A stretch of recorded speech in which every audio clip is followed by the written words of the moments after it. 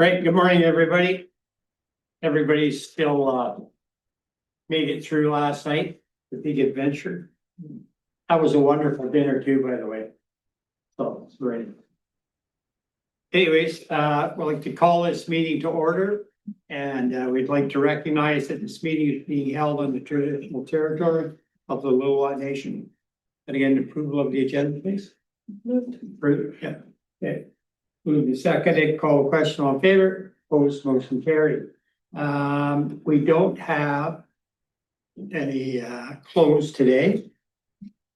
So we're gonna go right into staff reports and other business. CAO verbal update. Hi, everyone. Heather Paul, CAO SLRD, and nothing to report today. Gotta have something to say about last night. Last night was incredible. We had our staff holiday winter party, and it was happy to see everyone there. Very good. Okay, 4.2 information report, solid waste and resource management. Update and engagement strategy. Hello, everybody. Good morning. All right.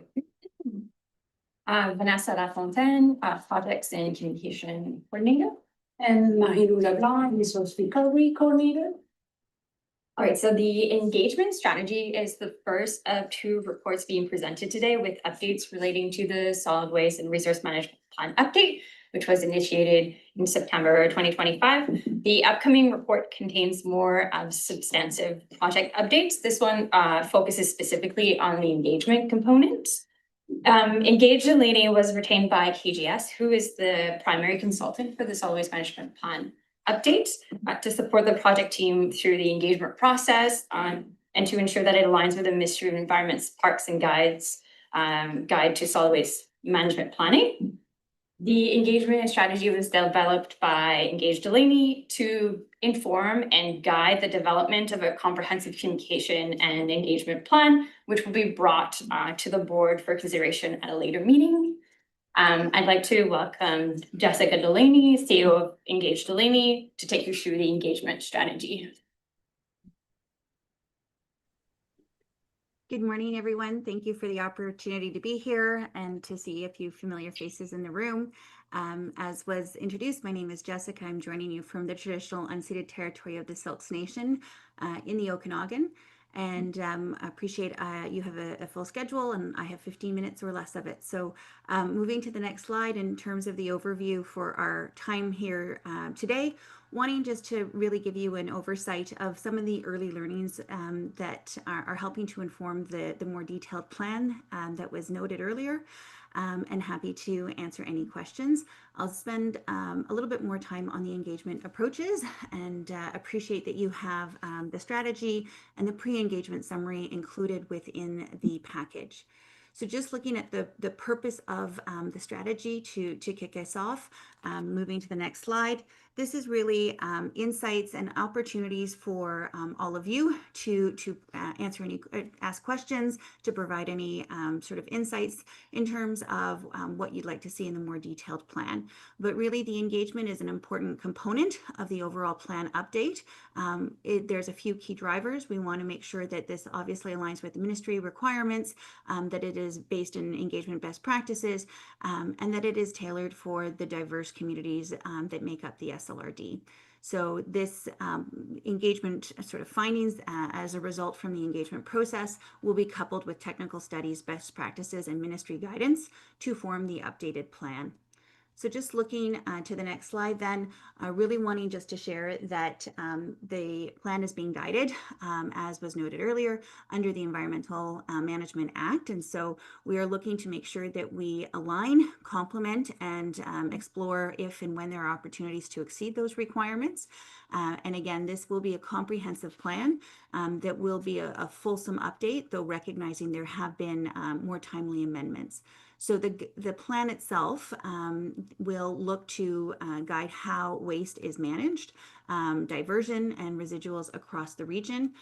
Having been a former resident of Area C and working in Whistler, I definitely appreciate that there's quite a bit of complexity and diversity within the region, and how people even think about waste, whether they are transient workers, guests, or longtime residents who might live in a more rural setting. So lots of context to consider within the plan.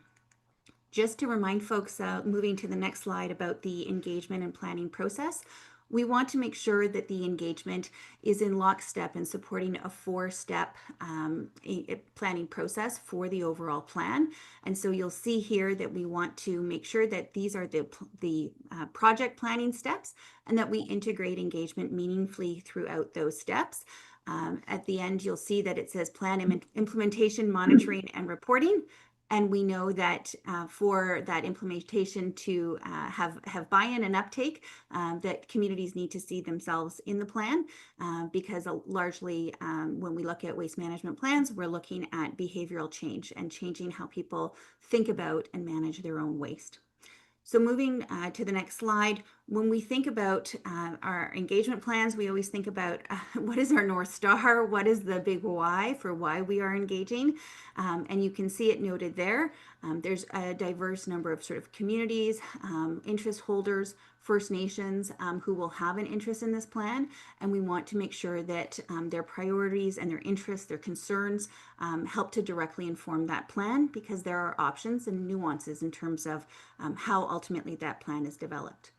Turning now to the engagement objectives, these are sort of early days objectives and early thinking about the scope of the engagement. And so going to the next slide, those objectives include looking at what is the vision for the plan, and again, how robust or how ambitious do we want to set in terms of that vision.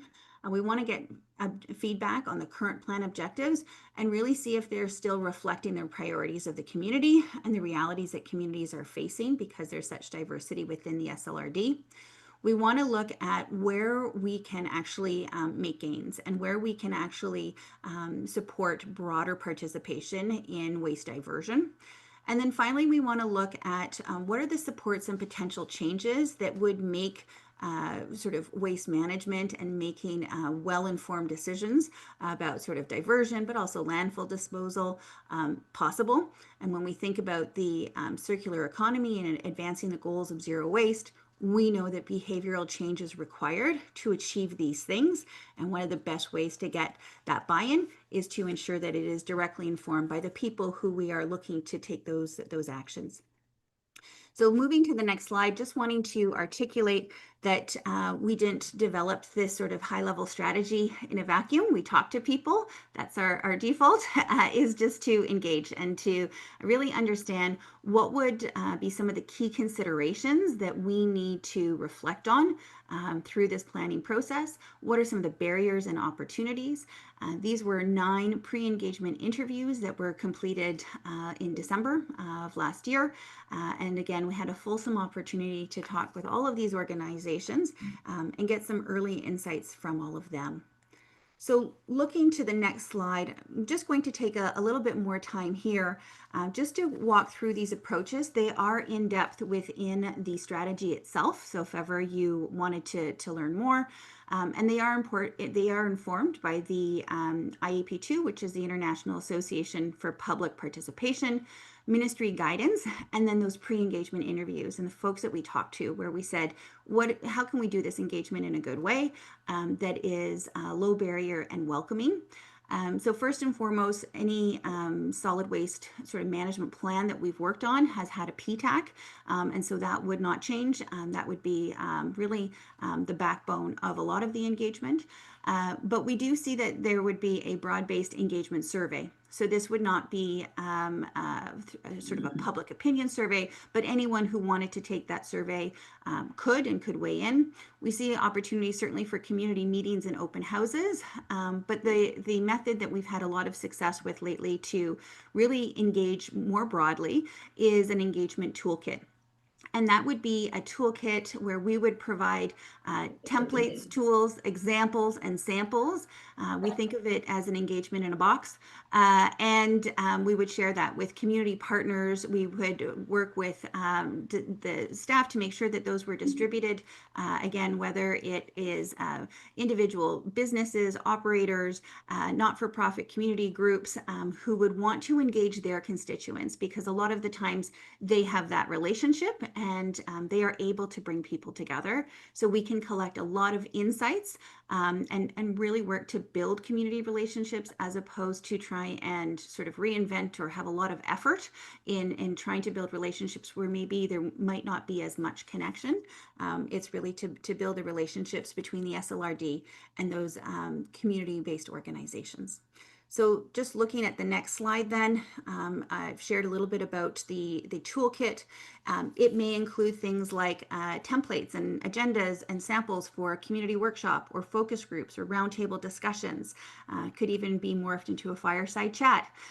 Pop-ups at community events, at farmers markets, at different opportunities, but also the opportunities for one-on-one interviews and to create some scalability, bless you, so that groups can meet in ways that are accessible and meaningful to the community. So with that, going to the next slide, just wanting to highlight, there's lots of folks who are going to have an interest in this plan for a variety of different reasons, but certainly the experience of rural or harder to reach communities is an important consideration up front. Having done this similar work on the island and throughout Metro Vancouver, there's different levels of concerns for bears and cougars versus price and diversion rates and tippage fees. So it's all in the mix, and different communities will have different priorities. So we want to hear from all of them. Seasonal and transient populations, we want to understand sort of how we can engage those groups and make sure that it's accessible to them. Workers and employers, certainly diverse communities, we want to make sure we identify barriers and we remove them from a language interpretive perspective. Multi-family housing is something certainly we want to consider, as well as youth and schools, haulers, industry, businesses, stewardship groups, and then folks who are potentially unhoused or more precariously housed, and how that we might engage those folks. Wanting on the next slide just to draw particular attention to focus on Indigenous engagement, and to recognize that that engagement process currently is not funded to have a separate, but rather an integrated process, and that we would look to really make sure we bring to life the SLRD's Truth and Reconciliation Guide to life in terms of thinking about stewardship, land rights, community rights, and really having the opportunity to have conversations that work for each Indigenous community, and that might look different in each community, but really to think about sort of that transparency and shared learning opportunities will be really critical to any Indigenous engagement process. Looking at the communications objectives then, we know that we can't engage without communications. We need to, we can communicate and not engage, but we can't engage without communications. So on the next slide, you'll see the communications goal. And again, this is our overarching why. We want to make sure that folks have the information they need to participate and that they're motivated to participate. Some folks will say, you know, I'm not a technical person, I don't have much to contribute, but we know that understanding behaviors, understanding sentiment is really key to developing a plan that's tailored for the region. So that is our overarching communications goal. And when we look to the next slide, our engagement objectives, really we have some fairly standard objectives here, but we want to share project information. We want to share with folks so that they understand the impact of behavior and what that results in terms of quality of life and how the region is or is not meeting its zero waste targets. And we want to make sure that we recruit folks and we motivate folks. And again, a lot of research suggests that gamification, fun, having hopefulness as a message tends to generate more buy-in, more engagement than doom. So we really want to make sure that we make this accessible and something that folks can really see themselves participating in. So in terms of timelines and our next steps, and the last slide to be advanced here is just to show that engagement will take place over a 2-year span. And traditionally, we're looking from sort of that high level vision piece to thinking about option development and then option analysis, and then finally plan development. So there's a bit of a cycle there. While it's understood the PTAC will likely get up and running on this in this calendar year, the bulk of the community-based engagement would be in 2027. So I do feel like that was a very caffeinated express run through. I will take a pause and turn it back over to either staff or the chair. Thanks so much. Okay. Apologies for my Thank you, tardiness Jessica. today. Does anyone have any questions? Anything that staff want to add? Sorry. No? Okay, we'll go to questions. Director Brooks Jones, go ahead. Thank you. Yeah, this is one of my favorite topics. I appreciate what's been done already. And I'm mostly focused on the Lillooet landfill, of course, and with the new operators. The community is pretty engaged with our landfill. Unfortunately, our newspaper's down at the moment, but the pop-up idea and the actual surveys is probably a good approach. I was wondering, and I was thinking about stewardship groups and like Elris, very well connected, good social outreach, the Naturalist Society. You already have the hub, which is fantastic. The chamber is another one. We did, before COVID, a feasibility study on diverting organics at the Lillooet landfill. And it kind of came to a grinding halt with COVID and a couple of loud public objections, but I still think it's an extremely good idea. Can that information be incorporated into this and maybe brought forward and considered? You want to take it? Yeah, so through the chair, that will be part of the development of the solid waste management plan update. While like we will be engaging on specific topics, like there's always space for people to bring more ideas. But yes, the organics diversion throughout the SLRD is one key component that we know we can do more, especially in the north, because we don't have a very specific facility to divert more organics. But yeah, that topic, that conversation around organics will be brought up through the planning process. Can they not be brought to Sea to Sky Soils? Too far? So through the chair, the hauling down that road is a little bit tricky. So we know that some haulers won't take the road with a large load.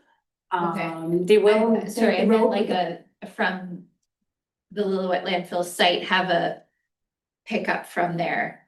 it's something that we could look into for sure. Yeah. Sorry, I cut you off. Go ahead, Director Pettengill.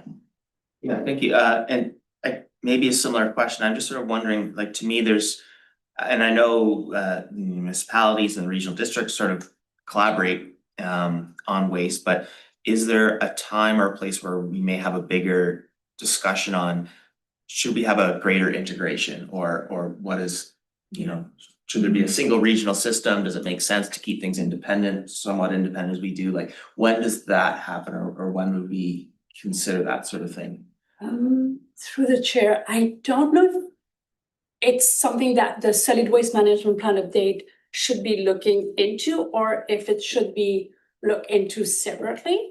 But if the board wants, staff can bring back a report on that specific topic, and staff could look into and do more research on how it could look like and where it should be integrated in the process. Good. Thank you, through the chair. Just a few quick questions. One on the communication strategies. I hear Director Bruce Jones that the newspaper in Lillooet might be down. I do wonder about print media, which wasn't listed in the options for communication strategy. And so just wanted to note that, make sure that it's included. Mhm. Yeah, okay. And then I had question around the engagement strategy and the length of it. I think mostly around the concept of engagement fatigue. Like, that's a long time for the process to be ongoing. And so how do we make sure that, as well as it overlaps with like the existing solid waste management plan, which is a big part of it is around education and behavior change, which I think engagement on the solid waste management plan update can help to dovetail there a little bit. But how do we make sure that these pieces are considered both the education side and then making sure that we aren't just like tiring out all of our residents from a year and a half of engagement on a really technical document? That might be a question to Ms. Lee.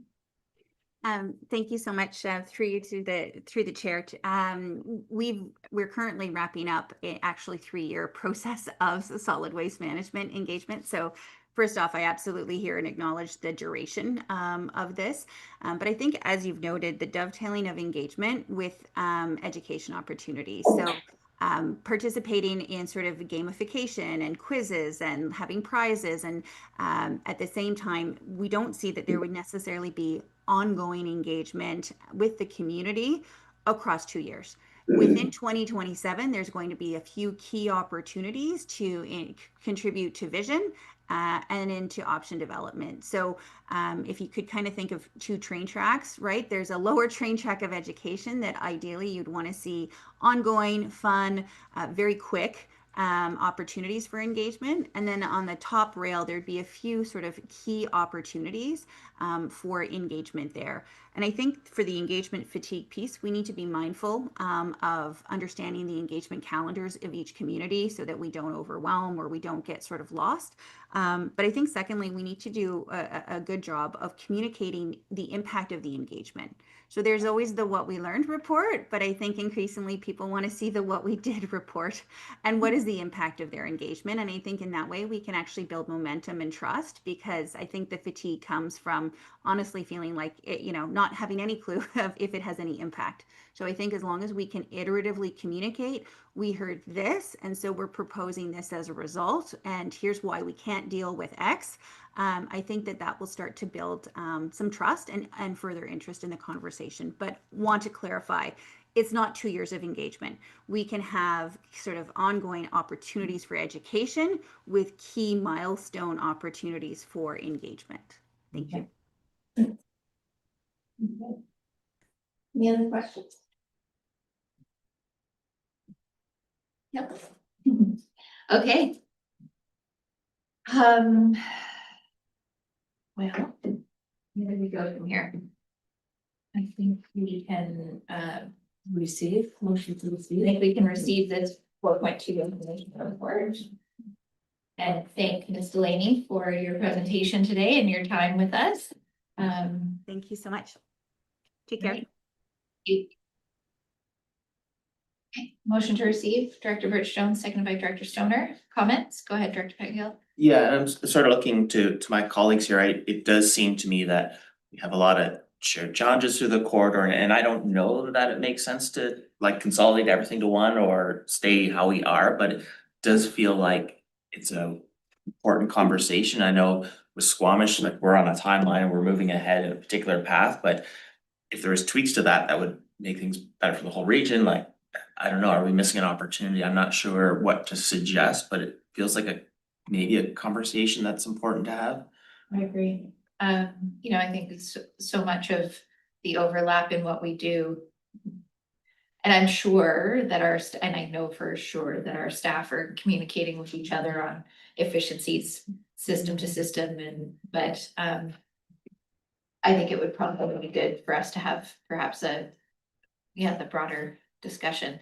I don't know that we necessarily have time this year, but it's certainly something to put on a future work plan if the board so desires. Yeah, I think it's an important, a very important piece of the conversation. And to be honest, and maybe this is just like my lack of full understanding, but I assume that part of that would be in the solid waste and resource management plan update. Like that is the big document that guides our collective vision of regional approach to solid waste. And so if this is not the space to have the conversation, how do we make sure we have that conversation in advance of this work. Because this is a 10-year plan minimum, and so like, if we don't do it now, we've missed the boat, folks. So I would guess I'd look for some direction from staff on like how we incorporate that in advance of really technical work, so that you have clear direction from the regional board on how we want to move on regional waste management. To the chair, yeah, staff can bring, like request for decision, I believe it will be, for, asking for clear direction from the board to how to tackle that piece. We are very fortunate at the SLRD, to work closely with our partner member municipalities, all of them. We have really a great collaboration between all of us that I feel, and staff feels really fortunate. And we definitely don't want to miss a boat that we should make happening. And I know that the district of Squamish with the landfill expansion, like that's a key component, and we are meeting on a regular basis to make sure that we all align and we are having that conversation at the staff level. But yes, staff can bring a report for direction from the board. So it doesn't happen just at the staff level, but it comes from higher. Yeah, and I think that would be really helpful, just like this board is fully aware. One of the things that we've talked about at the District of Squamish Council is like, we're one of the few municipalities that has a municipal landfill. Like, I'm still confused why it's a District of Squamish landfill and not an SLRD landfill. And so those are the sorts of questions that I think I would like to be able to bottom out a little bit with folks around this table too. Like, we can do it in isolation at the District of Squamish table, but realistically, that's a fair conversation. We had one in Whistler, we built a town on it. Oh, Martin. Yeah, and so I'm not sure what the answer is here, but I think that might be a discussion with District of Squamish Council and RMOW Council, where they set a resolution for SLRD to look at, you know, if that's the idea that we take over all the facilities. That resolution has been made at the District of Squamish table. I don't know how it's making its way over here, but yeah. So Okay. I'll follow up on that. Yeah, I mean, that's definitely an opportunity for us to look at and get a bunch more your staff. It just feels like there's so much efficiency to be had where, you know, we've got a compost facility in Whistler and we've got Sea to Sky Soils here and we've got, you know, all of these incredible facilities that they're all operating well. But why are we still sending stuff down to Rubenko? You know, there's just those kinds of questions of overlap. Did you have something? I just wanted to add that part of the engagement is engaging with municipalities, staff to staff, and the staff can raise those questions with RMW and Squamish staff, and especially if those resolutions have been made in that direction, that would be bubbling up anyhow. So I think it would be part of this discussion for sure. Yeah. But the decision sits at the tables. Yeah, it's just where is it? Does it start here and we take it back to our councils, or do our councils have that conversation and then push it up to this table? And so I think It's a weird chicken and egg. we're starting it by having this conversation now. Chris? Yeah, and just for clarity, I mean, I think there is a big Squamish Whistler component, but in my mind, it's like, is there things going on at the, you know, transfer stations elsewhere in the north that we should be thinking about? Does it make sense to have a massive hauler contract with one operator across the whole region, or some of these things? And I don't know what the answer is there, but I'm just sort of curious. And maybe these things have already been thought of and rolled out for good reason. I don't know. Yeah. Okay. Should we consider a resolution to ask the staff to, I mean, Incorporate discussions with municipal staff. Considering broad options, including potential economic gains for amalgamating all of the regional waste management resources that are managed by individual municipalities and regional districts. She's better at this. I think it's just, let's raise that question Yeah, with the staff. yeah. Jenna?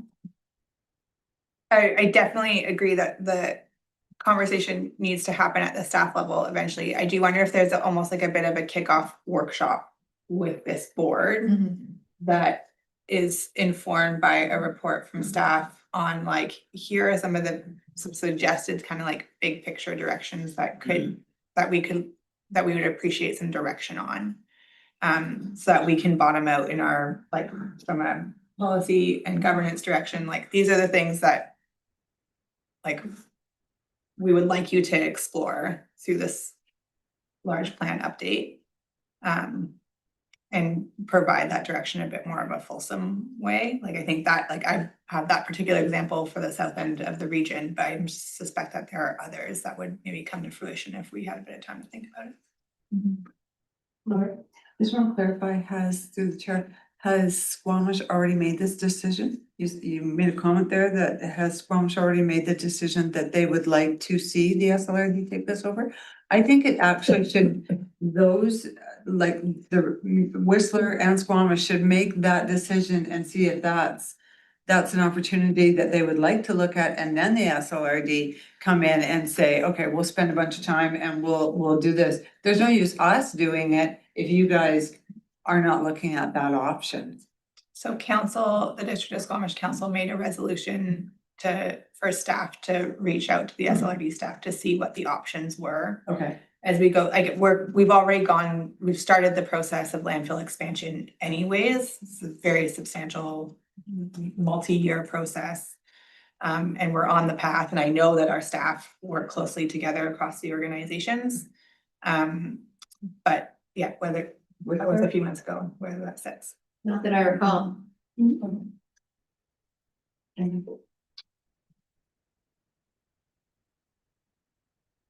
That through the chair, that conversation can also happen through the Public and Technical Advisory Committee, which we will present a report just in a minute. But yeah, that could be also an option of where that conversation could take place. Yeah, Mike? I wonder if the starting point is just maybe some direction to have staff have a conversation. They already work closely together to just sort of brainstorm a little bit. What does it look like? So before our staff or any staff spends a bunch of time putting a report, just sort of brainstorming, putting down on paper and bullet point form. These are some of, the pros and cons of looking at this. And maybe they can sort of scratch the surface of it and either go, well, this is a really big mountain to climb right now for all of us, or yeah, there could be some really fairly easy overlaps there. So I don't know, I feel like we're struggling to find which way to go. I think it's a good thought process. I think it sits with staff right now to sort of flush it out a little bit more and see, and maybe when you come back for your next presentation, have some suggestions as to why or how we may or may not look at this. Does that make sense, or is that too loose for you? No, I think that makes sense. I'm seeing nodding heads on the screen as well. Jenna? Yeah, I think that makes good sense. I'm just curious if staff can clarify kind of like next steps and timeline for like what the touch points are with the board on this.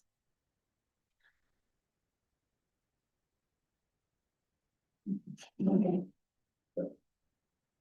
Well, the next report is about the advisory committee, so I think that'll kind of help clarify some of it. Okay. So, do we have a mover and seconder to receive the information report? No. Moved by Director Mack, second by Director Stoner. All in favor? Any opposed? Motion carries. And then we'll move into 4.3.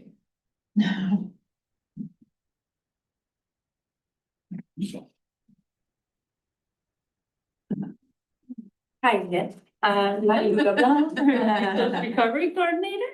Vanessa, and Communications and Ops Coordinator. So staff are here today to present the request for the decision for the Solid Waste and Resource Management Plan update, Public and Technical Advisory Committee, terms of reference. So recommendations are that the board establish the Solid Waste and Resource Management Plan Update Public and Technical Advisory Committee as a select committee of the board to review and advise on the solid waste and resource management plan update. That the board policy number 48-2026, solid waste and resource management plan update, Public and Technical Advisory Committee terms of reference be adopted. And that the board appoint one representative from the SLRD Board and an alternate to the Solid Waste Resource Management Plan Update Public and Technical Advisory Committee. So in summary, the PTAC, that I will call it moving forward, will provide input on topics related to the development of the Solid Waste and Resource Management Plan Update throughout the process. We believe that it's going to be a process of 3 years to make sure we close the loop of a fully comprehensive update. And adequate consultation is a requirement for the development of the solid waste management plan. And the PTAC is one part of the consultation process. The terms of reference can be found in attachment A. I am mindful of your time, so I will stop here and will take questions. Okay. Are there any questions?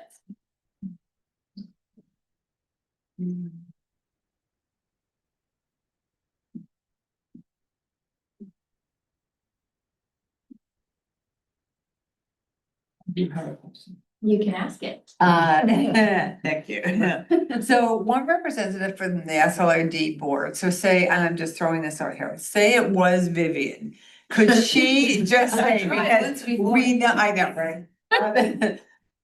But could she could have a member of the public, so say we had a public member in Lillooet that was really all about recycling, like we definitely have a few that have tattoos, really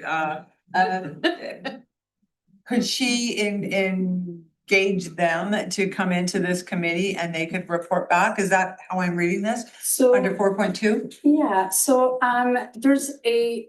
on the report, there's a membership composition, comprehensive list.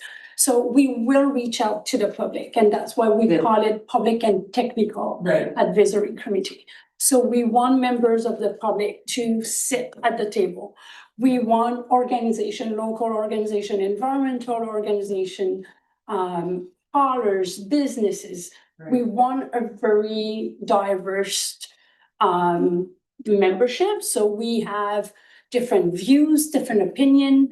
So when we come with options to the board for actions to be taken within the next 10 years, it represents all views. We might not be able to do all of them, but at least we've taken all views. So the having a board is a recommendation from the Ministry of Environment and Parks through their guideline.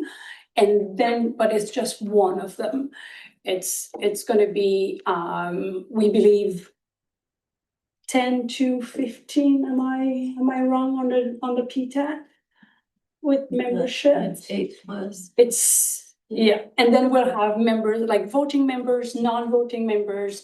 The non-voting members will be member municipalities representative, First Nation representative.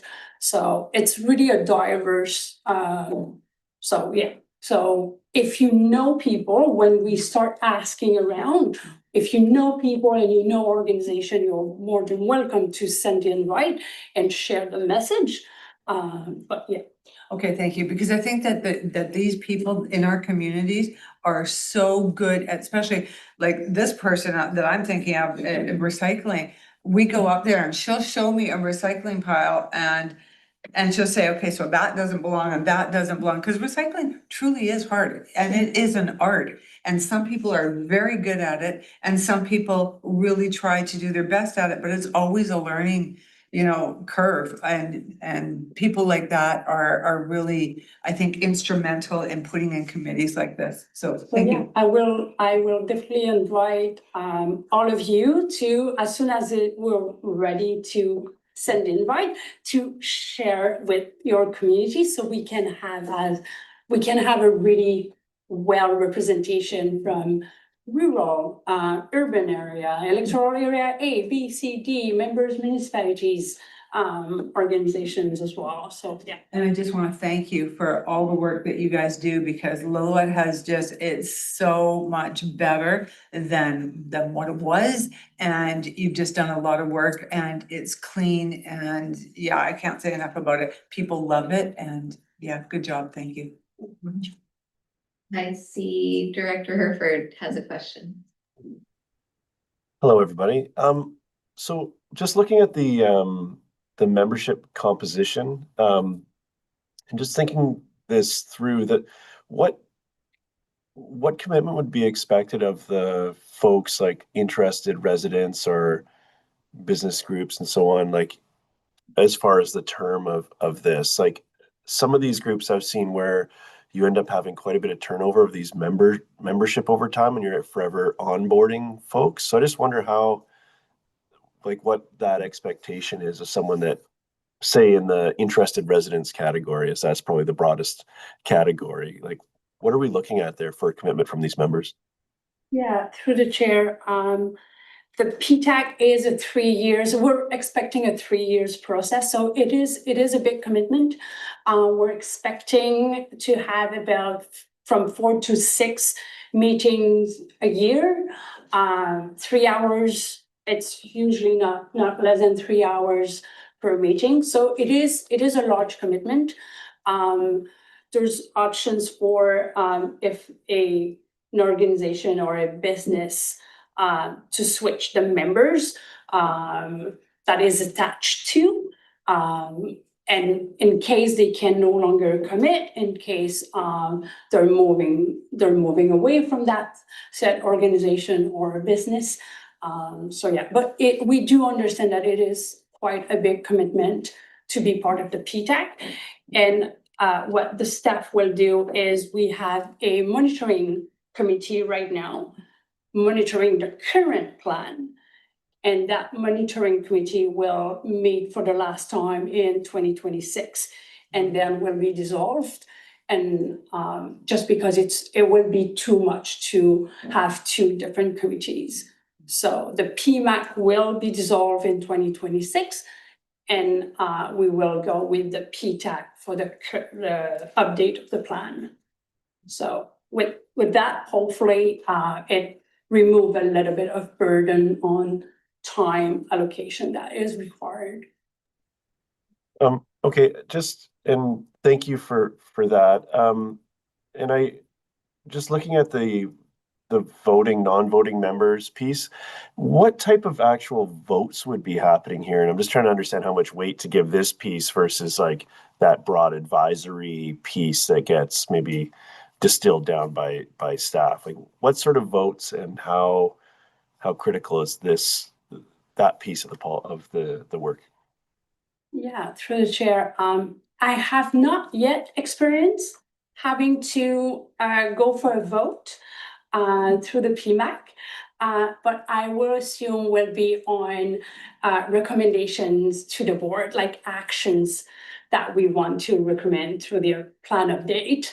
At some point, we will have to make a decision on list of actions that we recommend to be taken through the update for the 2028, 2038 actions.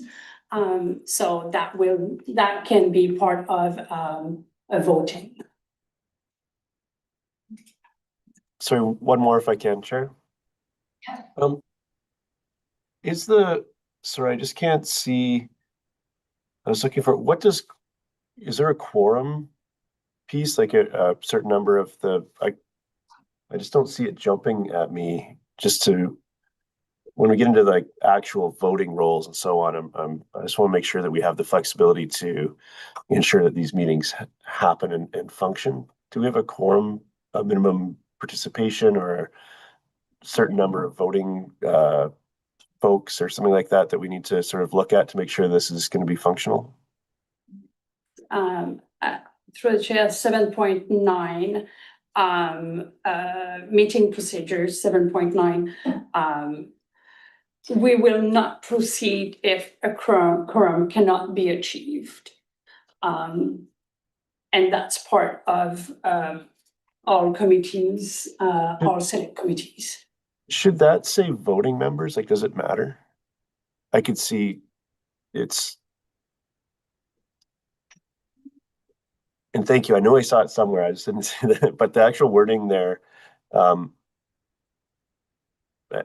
leave that to the group, but just a suggestion would be if you're looking to advance business and voting, then perhaps that should speak to voting members. And the majority of makes sense to me. I like that language, leaves some flexibility, but perhaps it should be voting members. Yeah, those changes. Through the chair, I believe if you're I appreciate if you have like content that you actually need to vote on. But if you just want to move a meeting forward that is dialogue and feedback only, I don't want you to be limited by having quorum of only voting members. You want to have quorum of the committee. I guess the question is, does it make sense just to have all members of the committee considered voting members? There's no loss in, you know, if you're gonna bring people together and ask them to commit their time is valuable.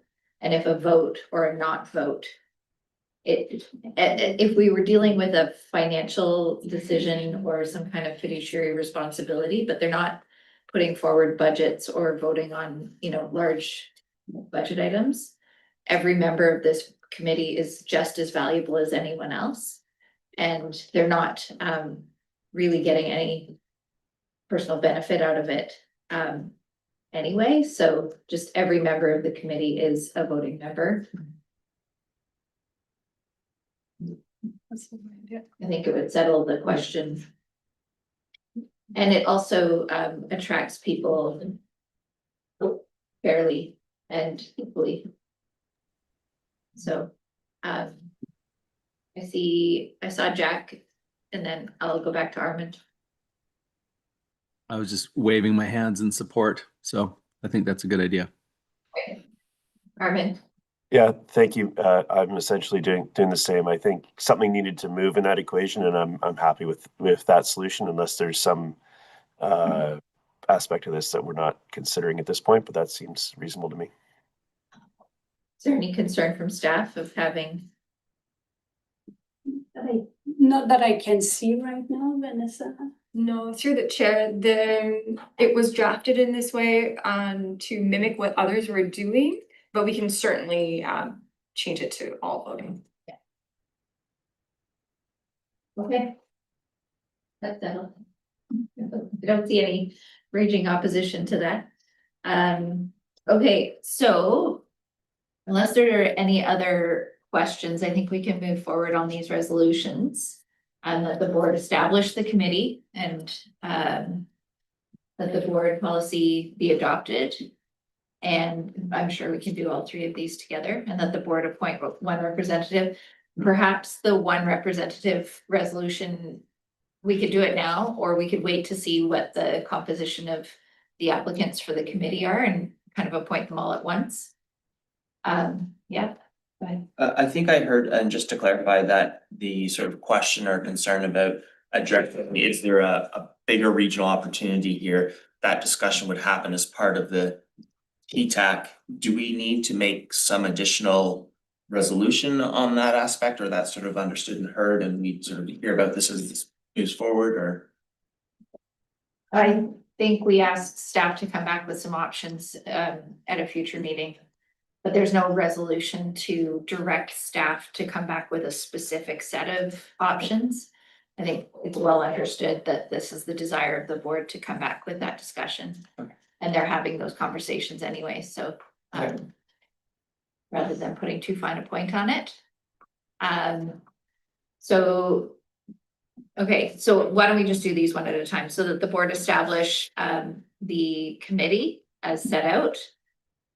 Moved by Director Stoner, second by Director Birch Jones. Any comments? All in favor? Any opposed? Motion carries. And that the board policy and terms of reference be adopted. moved by Director Hoffel, seconded by Director Mack. Comments?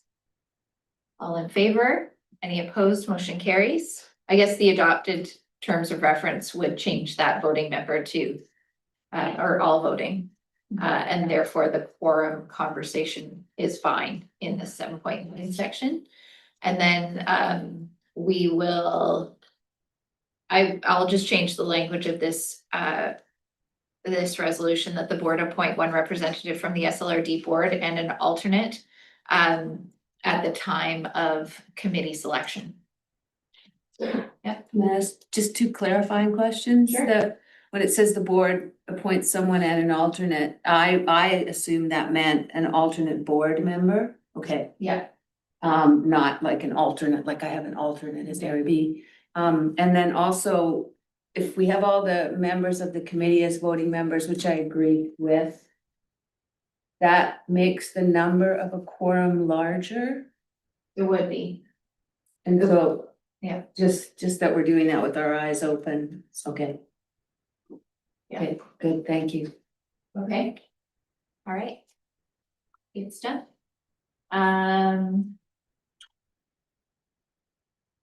Do you want that moved? Yep, moved by Director Mack, seconded by Director Hoffel. Further comments? All in favor? Any opposed? Motion carries. Thank you. Let's take a 5-minute coffee refill.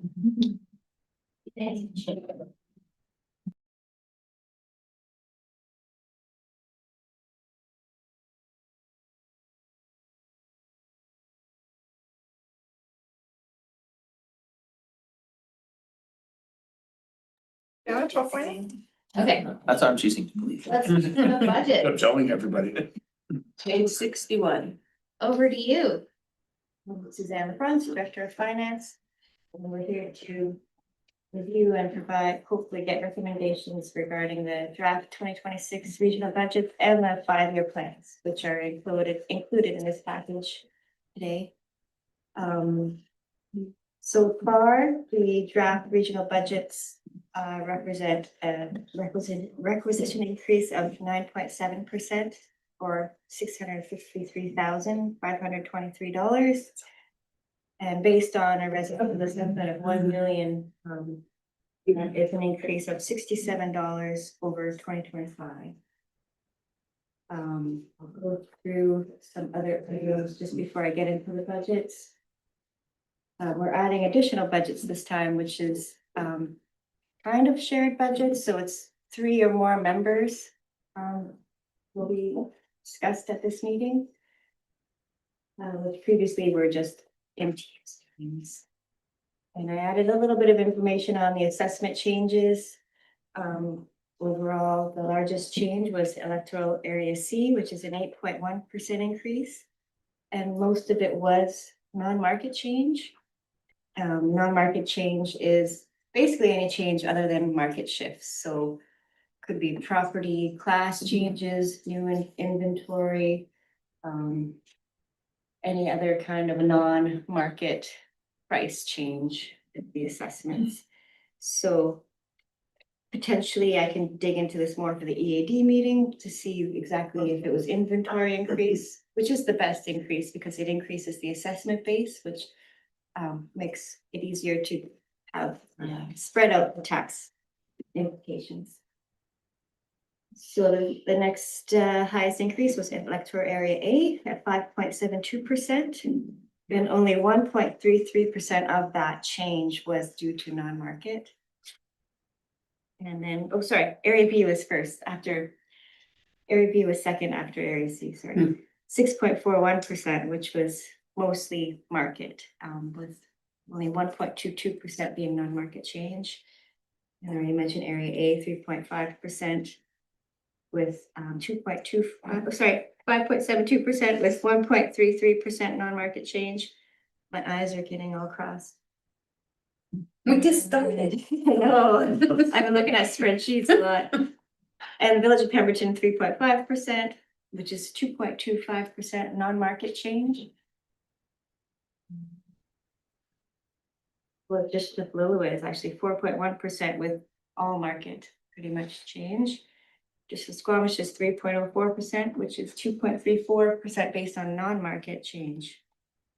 So there are a few non-market changes in here that increase the tax base. All right, we'll go into, I'll just pause for any questions before I get into the reading of the budget. We'll go to the general government budget. There was some adjustments made to this budget.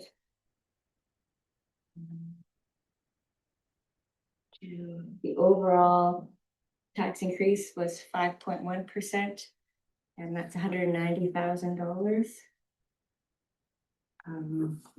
I reviewed all of the 2025 actuals and updated the forecast to try to find more available funding. And I looked at all the fees and other revenues, and I updated a lot of those to increase those fees because I reviewed all of the other budgets to see what the time allocation might be. And it drastically increased general government's time allocation amount, which was not drastically, 44,000 addition added to the time allocation. I also updated for the new Sea to Sky Hospital District admin fee. So that's in here now at the new $20,000 level. 2026. So Suzanne, is all that captured in the general government operations under expenses? Yes, yeah. The last few items that you just listed? Those are fees, actually. Those are revenues. So they're not in the expenses. I just upped the revenues. Okay, sorry. So the administration fees. Okay. I updated all of the 2025 forecast expenses to actuals, led to a surplus revenue carry forward reduction of 64,954. But those fees offset, the fee increase offset that increase in the expenses. We went through the IT budget very stringently. We were able to trim it down almost $20,000, but it was really required IT items. It looks like the IT decreased more, but that's because the AV boardroom update should be in fixed assets because it's 5-year useful life. So the AV update is 44,000 in the fixed asset area now, and it's highlighted so you can notice that change. I updated the salaries to be a 1.7% CPI for 2026. As that was the December BC CPI as per policy. And all the 5-year plans, first review, so basically not a lot of special projects are in the 5-year plan because those will be developed as we go through this year.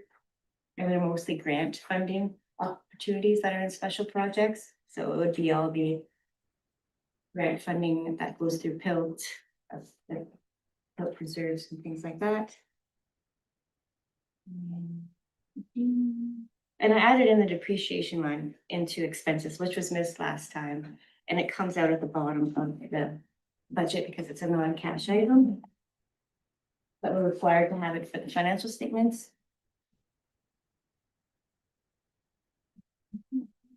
There's slight adjustments for the board fees as well, just increasing based on the board remuneration discussions we've been having. So slight increases, but not exact because we still have to decide what those changes will be.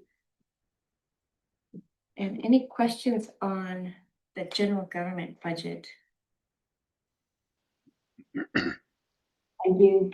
Through the chair, I'm just looking at the board orientation. And it was, so I'm on page 72 of the first agenda we got. It was 15,000 and it's increased to 20,000. I just wondered, I mean, I think wonderful, we need to do board orientation. Did we spend money on board orientation and that indicates that we need an increase? I just was wondering what was behind that thinking. Yeah, that was a request to ensure that the new board, if there's new members, Well, there will, have a yes, consultant to help them through orientation. a consultant? Yeah, and so it's from transfer from a reserve actually, so it's not actually hitting the tax. We do have a reserve for board orientation and I transferred. Some of that from into reserve. that. I think, were you asking about the increase from 15,000 I in am, the reserve? Transfer from reserve. that's where it came from. But. Maybe that's more a question for. I'm not sure what we're doing with board orientation, but, and I recognize that with the election year, that's a pretty important thing to be planning for. Don't think we have any trips planned for this spring. Nor do Typically, we've so. got spring and fall. And I don't think we have any planned, Heather. Thank you. Director LaFranche and Colin, we're going to reach out to the senior leaders who are represent those numbers. So Director Belsham is here regarding board orientation to speak to it. Yeah, thank you. So as Director LaFrance had mentioned, there was 15,000 in reserve that would be pulled for 2026 to anticipate supporting the new board and doing the onboarding piece. A number of things have been identified and possibly bringing in some legal consultation to speak to key items around perhaps conflict of interest, code of conduct, and to be able to parse out specific time with the board to review some of the key pieces around budget and that. So that's why we've taken that, we've allocated that money from reserve in which to do a comprehensive onboarding. Thank you. And that would take place in December or January based on availability. Yeah, we'd work with the board in possibly doing smaller pockets of time over months versus, you know, like a full day session, which would be at the discretion of the board and their input. Because I do know that full day sessions of onboarding can be a lot of information coming to a new board all at once. So we have those discussions with the new board on how we can break it out, be it in like November, December, possibly even into January to help support the onboarding piece. Yeah. The timing of the election is not ideal for good board onboarding. Yeah. Chris? Just for clarity on this, I vaguely had in the back of my mind a request or a comment about being more inclusive to alternate directors in some of this, and that's what I thought. So is that a piece of this? Or? We've always included the alternates in the training. They just haven't always come. Or they haven't been available, or they haven't been selected yet. So the budget's always included them. It's a tricky one to ask someone to take a full day and they may not have the time. Or even trickier bits along the way. Right. Yeah, Yeah. still, they have Zoom, which is nice. Yes. I joined after that onboarding would Right. have happened because I Yeah. replaced a different alternate director. Yeah. Yeah. But I'll have Through the chair, on page 71, there is a $44,000 and it says 15,000 carry forward. And it's under a fixed asset increased, and then on page 73, it comes out as a 44,000 just under this year, under a fixed asset increase. What is that? Other than a fixed asset It's highlighted in increase. yellow. It is what? The one that's highlighted in yellow, 99996. Yeah, and then on page 73, it comes out right in the middle. Page 73 is just the 5-year budget, so it's just showing the same amount.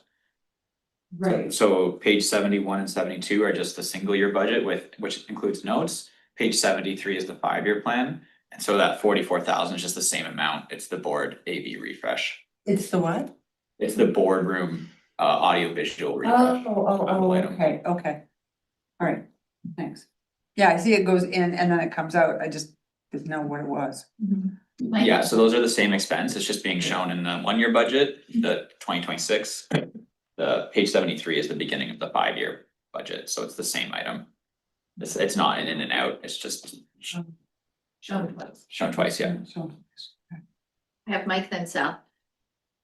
So this general government has one of the bigger increases of some of the services, so I'm just trying to understand a little bit better and break down some of the lines. So back to my question about the general government operations. That's a 44% increase over the forecast. It's about $100,000 over last year's budget. I'm just trying to understand what it's capturing to cause that increase, so. It includes the consulting, so legal consulting, which has to have some contingency because we need to have the ability to use that if we need it.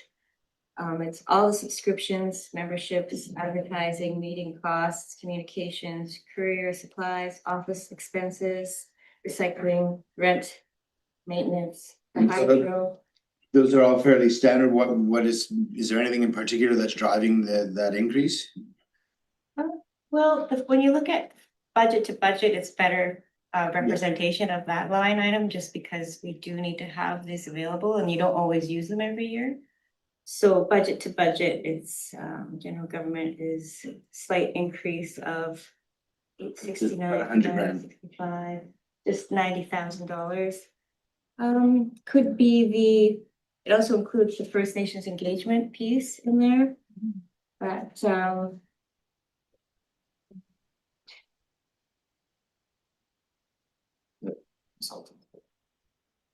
So there's nothing that nothing that I can point out at this time. particular drive, because I'm just trying to look, we're looking at it, almost 10% increase is what's being proposed, so I want to see where we have some room. So just trying to understand better what's driving that, and similar, actually, one broad question that you just touched on, Suzanne. There's a few occasions where, like you say, the budget to budget is a lot closer as opposed to the budget to forecasted December 31st. In some of those big discrepancies, is that because there's unfinished projects and that got carried forward? Is that why we're looking at, if we only spent, let's just round numbers, 300 grand in this service here this year, why are we budgeting 5? Is it just unspent monies due to unfinished projects, or? Yeah, sometimes we might have a project where we didn't get to it in 2025, and so we carry forward that project into 2026 because we know we're still planning to do it. We also might have some expenses, like Suzanne mentioned, as like a legal contingency where we budget that every year in case something comes up, but we may not use it in the previous year, but we will still carry that amount forward in the budget for 2026. We do review every project, and if it's not gonna actually happen in the future year, then we will remove it from the budget. But most of that discrepancy, from what you see from the forecast to the 2026 budget, is usually just unfinished projects or carry forward amounts. I don't know if there's a way to identify that in the margins somehow, because for me, that's a sort of a flag point going, okay, are we over budgeting for this service, or is it just a matter of everything you just said? And then, if that's the case, then that's totally logical, right? I get that. So for instance, looking at, the IT expenses there. What number, Mike? I don't have a page number because I'm on Hotmail, but it's the IT expenses under. It's the first page of the single year budget. So we have Rowena Stanley, your IT manager, to discuss. Awesome. IT budget.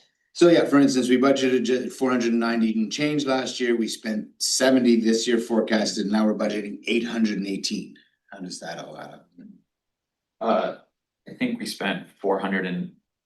Or sorry, the $70,000 discrepancy. Yeah, Sorry, I read that wrong. Right. And now we're looking at 818, which is 93% over the forecasted. So how do we get to that? So there are, I'm Rowena Tansley, manager of IT and business solutions. There are 2 large carryover items. One is the board audio visual. We had hoped to do sort of a phased replacement of the system, but that didn't turn out to be practical, so that amount was carried over to this year so that we can do a full replacement of the system. The other amount was some support for some software implementation related to our ERP, which is Unit 4. That project had a bit of a delay because we were heavily negotiating with the procurement, so we didn't really get started on that project till later than expected. So that project is underway, but we carried poured about 75% of that project into this year. So those were the two really big items that were carried forward. Most of the other budgets were very efficiently used. I don't think there's much carryover in the remaining budgets. Okay, sorry if I'm not capturing this, and, you know, quick disclaimer, IT is not my area, so I don't wanna underestimate the importance in any way, but I'm still trying to understand, like, the 818 budgeted for this year is substantially more than what we budgeted last year. Some of that is carryover. Sounds like there's a lot of new projects in there as well. So I guess my general question is, that's a massive increase, and at the risk of underestimating the importance, I wonder if there are any items in there that we could look at to reduce that increase or to extend it over a couple of years. So, do you want me to, I can provide some quick summary of some of the items that are causing that increase. So under hardware, we had an increase from the 2025 budget to 2026 of around 40,000. Software, for licenses, we had an increase of around 40,000. From that one, from a 215,000 to 260,000. We also have 120,000 for asset management software, which is funded via grants, community works funds, and growing communities funds. So that looks like an increase, but really it's not necessarily an increase straight to taxation. And we did have some increases, as Rowena mentioned, support services, which are the Unit 4 upgrades and the MFP billable software. Maybe Rowena can speak to that one if you have questions, but those are kind of some of the items, and so it's not always an increase in taxation, because we do I get that. like the asset management, but yeah. For example, hardware that's showing the significant increase, preliminary quotes are showing about a 30% increase for similar products from last year to this year, and that's being experienced across the globe due to supply chain. Some of the other increases around software are, for example, our firewall comes up for renewal every 3 years, so that's in there. We have some software licenses that have expired that are no longer supported, so don't get their updates and aren't secure, so we have to, they're productivity tools that are, we didn't have to pay for last year, but we do have to pay for it this year. I did try to reduce those software amounts by delaying those purchases till later in the year. But that does mean that in 2027, that'll be a larger increase to be the full 12 months. And one software I did entirely move to 2027, but it is hard to do these shuffles because it really just ends up cascading into future years. Okay, thank you. It's just a crazy increase and it sounds like most of it is out of our control, out of your control. So I appreciate the response. I'm trying to find a way. I'm hoping we've arrived with sharpened pencils to see what we can do with this budget. And so I appreciate the answer. I'm just trying to dig into it a little bit more. I'll come back to it. Thank you. Sal and then Jenna. Thank you. I like what Mike just stated about the carry forward. In the PILT and the gas tax, in those budgets, they actually have carry forward from 2023, 2022, 2025 as a comment on the side. It'd be good to see on this one, particular one, the IT one, there could have been that carry forward from previous years, X amount for these projects. I'd like to see that. And even knowing that we got some big increases, I look at the grants one, where it's a quite substantial increase this year. Just a comment on what are they? Because I'd like to know, and the public probably wants to know also what they are. So either a comment prior to the general government and all these other ones on some of the key pieces that are in there, that these are some of the key items, and we used to get something like that. And I'd like to see that, but I'm gonna start with the 2027 increase. It's a real big increase in 2027 from 2026. What are there any reasons why? I'm not only doing this for myself, but also for the public that's watching. Yeah, I'm trying to tackle a couple of your questions. The grant increase is the off-site offsetting project that was added for 1.265.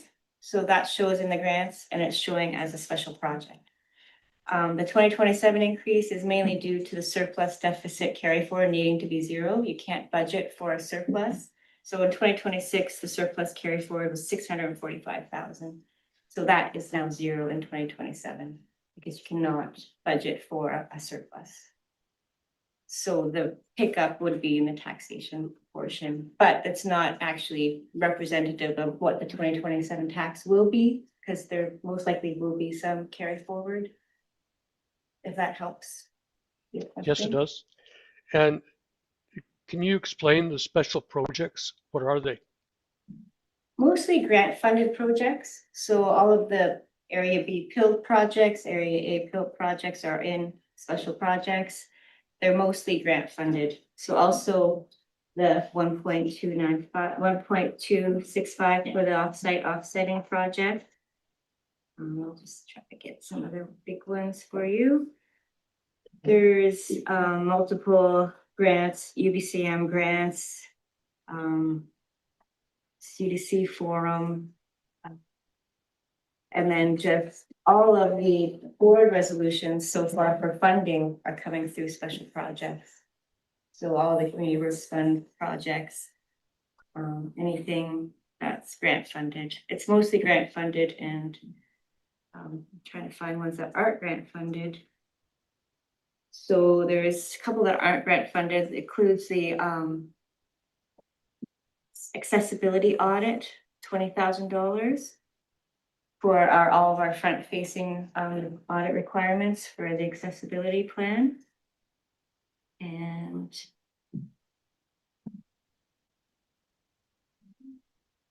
partial grants for the transit, Pemberton Valley Transit.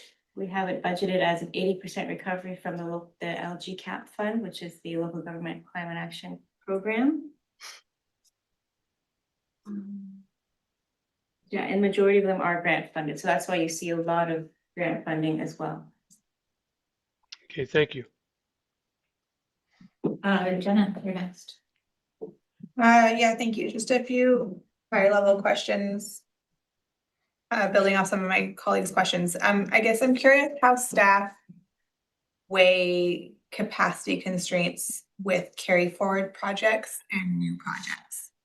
And how does that work? So if we have a substantial carry forward of two fairly substantial, in this case, IT projects, which have not just implications on IT capacity, but also the organization's ability to uptake those sorts of IT projects. How do we make sure that there's capacity across the organization to do not just what we want to do for 2026, but the things that are left over from 2025?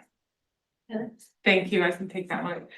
We do, when we go through these, really carve off, can we realistically do this? So this budget represents a lot of things taken off. I can see Director Dewar nodding and so we do consider capacity instead of taxing for maybe we'll get this done, taxing for what will truly get done, trying to reduce the carryover and have more success in the projects we're proposing. At times it's out of our hands when software negotiation delays and those sort of things. So when you do see them feel like they're doubling up, it's likely that a lot of the work, the staff time work was done leading up to this, and then it's headed over to a consultant who can get it done in flow while other projects are being managed. So it's looked at in that lens to balance both. Thanks for that context. And then my other kind of higher level question is just like, I know we continue to iterate on how these budgets can be presented. But one thing that would be really helpful, I'm just curious if it's at all possible to recognize like which portions of expenses are funded by what.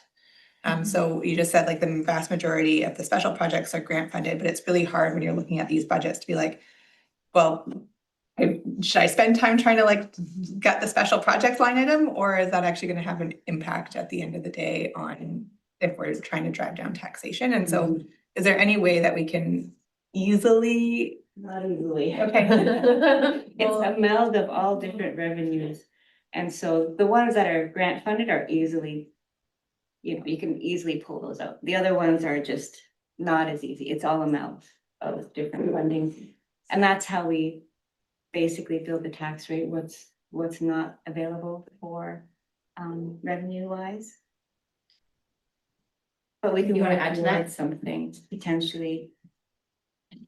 I can add that, I have made a note that under those ones that are significantly grant funded, on the note side, we could add something. For example, special projects, we could say 87% grant funded or something. For the ones where it could be significant, we'll look into doing something like that, so there's more notes that give you that idea. I do agree that's something that when I'm looking at it, go, okay, right, it's grant funded, it's okay, but it doesn't reflect it doesn't highlight here very well. So we can look into that.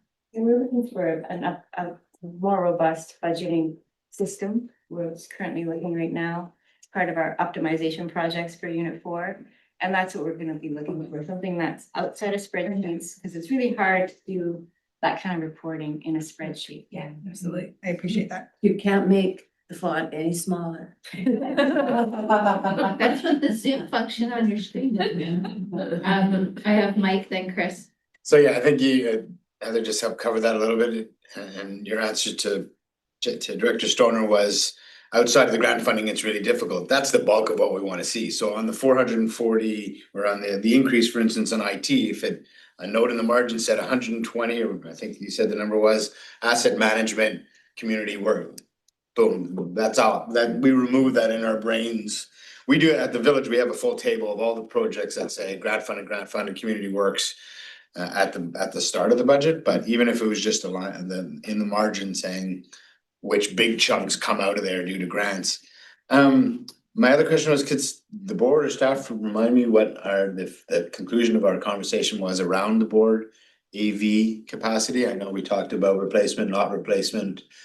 Did we have a resolution at the end of that? Did we give direction at the end of that? I can't remember. We did, and that was quite a while ago. We asked that it was the pieces that needed to be replaced, get that replaced, but not go full on. But then when they looked into the little pieces, they're not compatible with what's available. So it's kind of a all or nothing.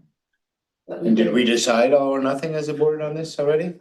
Or did we just say, did we defer it to the budget conversation? Angela?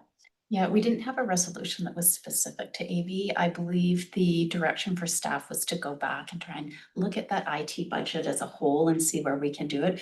When we look at the AV project on its own, as has been mentioned around the table, is that piecemealing the equipment is not a solution because it's going to create more issues for staff. And we are seeing things fail kind of on a regular basis where we're having to tweak. Even last meeting in December when we were having the conversations around IT refresh, that owl went down in real time. So staff are having to piecemeal some of the equipment. And so a full refresh is going to ensure that it's not going down when we're in the middle of a meeting, which will have an impact to not only the board meetings, but all committee meetings, possible public hearings that are held in this space, and staff meetings with outside organizations. Sorry, what was the full refresh cost? We have it as a budget line item of 44,000. And I think what I hear from my colleagues and my desire through this process is we went all in on every meeting being fully hybrid capacity. There's an extreme cost to that. And I don't know if there was a way not to duct tape it and, push it along on its death march to dying, but like, can we maybe meter back some of our expectations of what this looks like? All of us, now we experienced all of us trying to log into the Zoom account at the same time to do the voting when we had the election of the chair. That wasn't simple.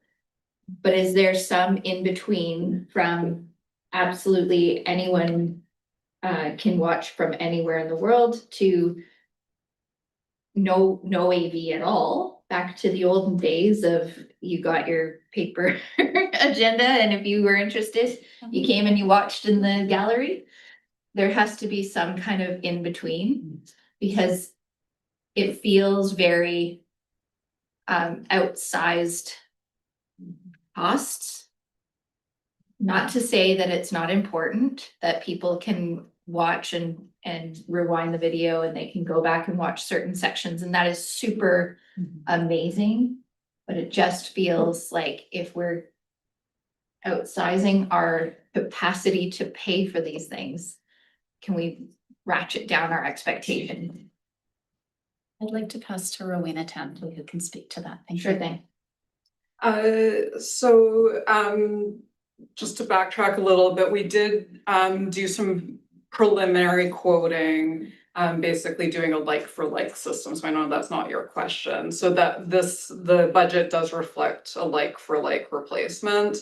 So if the board was okay with a reduction in experience, that can be explored. I think it would be a substantial change. For example, we could just buy a new owl, gut the room, and handle the meeting just with an owl. I think that that's going to be a significant decline in meeting experience, but that's an option. I have just released a request for proposals to really fine tune this budget amount. So that proposals should be in before the final budget. So I'm not hopeful it's gonna be reduced. And I don't want it to be Bush League, but I also don't want it to be so expensive that it's a race we can't win. Yeah. And so I think if there was desire from the board to say, tell us what you can do for 25,000. And then tell us what you can do for 35,000. Not to create a whole bunch of work in getting quotes from a million different places, but just to say 44 feels like a lot. And, kind of this 360-degree view of my hair doesn't necessarily add to the experience of the person wanting to know what was said. If it was only audio available that was then transcribed and transcriptions were available and that was kind of the best we could do, I think we're still meeting our obligations to the community, that someone in area A interested in a topic can understand what the board decision-making process looked like without it being so complicated and all these massive server requirements, as we know, gets expensive. There are, when I did the preliminary quotes, there were not substantially lower, but a couple lower, but it ends up being reflected in the complexity of the system, the chance of it failing, and the need for technical support, which would basically be IT staff reallocating time to support meetings. One option that I've heard is that board bring their laptops and sign in. That is an option, but it does come with additional requirements around the Wi-Fi or network. So these are all they're all possible. They're all valid scenarios, but in terms of what I think is cost effective and resource effective, it is a similar system to what is. And I mean, in hindsight, and going forward, we can start establishing a reserve, because these things do tend to have, or they do have 4 to 5 year lifespans, as we've seen equipment starting to fail on a more regular basis. So developing a more robust reserve so that these aren't such a big hit when they come up would be a future solution. Doesn't solve the current problem. Right. Yeah, I don't want to beat it to death either, and I certainly don't want to put you on the spot any further to come up with answers. Part of my logic in my experiences, this is 4 or 5 years old. And we're spending 50 grand again to replace a 5-year-old infrastructure. That to me is bad economics. You know, that we're buying stuff that 5 years later needs a $50,000 replacement. And that this is not blame in any way. This is just me trying to wrap my head around it, going, how does that work? So I don't want to put you on the spot any further, trying to, you know, this out, that out. I personally won't be supporting adopting this budget. I would like to see us perhaps look for, without handicapping ourselves, a few savings within this budget. I find it's a large increase, whether it's within ET or other, IT or otherwise. I'm hoping it'll come back a little bit sharpened for us, but I don't want to press you on any further right here and now. It's just hard for me. You know, I deal with my tools are hammers and chainsaws. My chainsaw's 25 years old. I just don't get the replacement, so I'll leave it at that. Thank you. Thank you, Mike. I have Chris and Sal. Just want to make sure I'm clear and sort of setting aside the AV refresh and there's some carry forward, but essentially the 800,000 for IT is licenses, some key 1 or 2 local server pieces, but those are the 2 sort of big category pieces. It's licensing mostly. And then The 2 big increases were in that software piece and the hardware piece. So hardware reflects the board audio visual, the 30% increase in just the regular hardware refresh we cycle through every year.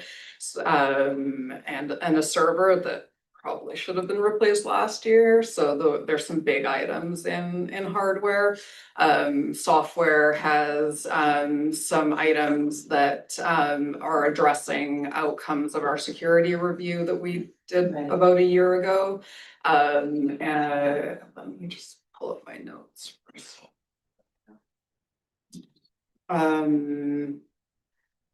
We are going for quotes for some of our regular licensing that we're expecting to come back lower actually, but that's already reflected. So so the new software amounts for security related is the big driver there.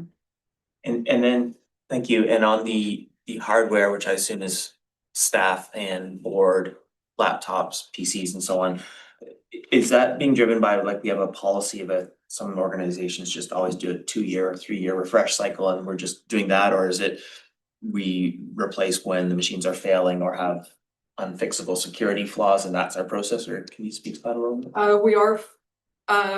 There isn't I don't believe it's written in policy, but we are formalizing to a 4-year replacement cycle. Some organizations do 3, some do 5. We're sort of in the sweet middle of 4 years. It does seem like that's when machines start to sort of slow down and cause productivity issues for staff. Another item that line item that is increased substantially is the board computer expense, and it could be looked at more closely. I budgeted based on the board remuneration policy and assuming that the new board would need all the equipment available to them. It is much higher than previous years that from what I see hasn't been used, so that could be reduced. The risk being that we do use it all and those funds would have to come from somewhere. But if we instead of budgeting based on policy and budgeting based on past years, that line could potentially be reduced. And then, sorry, just the last thing, for like laptops, PCs and that sort of thing, do we do leases typically or do we purchase? We purchase. There's no savings available to us to leasing, right? I would have to look into that. Yeah. I have Sal next and then Vivian. Thank you. For this project, personally, it wouldn't be a very good look if we went backwards. So I think we need to make sure that we keep what we have. And I'm looking at the reserve line item 3,000, capital works and equipment. There's 229,000 $965 in it. Why couldn't we use some of that to offset some of those costs for that project? We can definitely use some reserve funds. If there's just, it's still a minimal amount when you look at all of the equipment we have, but we can definitely pull some. There's also that operational surplus reserve, which we have at about 450,000 that we could pull just to offset the tax increase. Yeah, that's what I would like to see, because I don't want to go backwards. It would not be a very good look for the SLRD. Thank you. Is that a motion to second? Is that a decision we're making here? Or is this just general direction? Still staff? general Yeah, I discussion. should see it again. I Oh, think so. yeah. Okay. I'd like, you know, I'd like the board to be able to weigh in without being held to a Yeah, comment. You know, no, like that's great. I feel like this is a very important discussion for us, but just because I say something doesn't mean that, you know, everyone has to agree with me. To And be I might be considered. completely wrong about, you know, 1 owl or 2 or, and I agree with you, Sal, and you're certainly the one that experiences the hybrid experience the most. And so your input is important.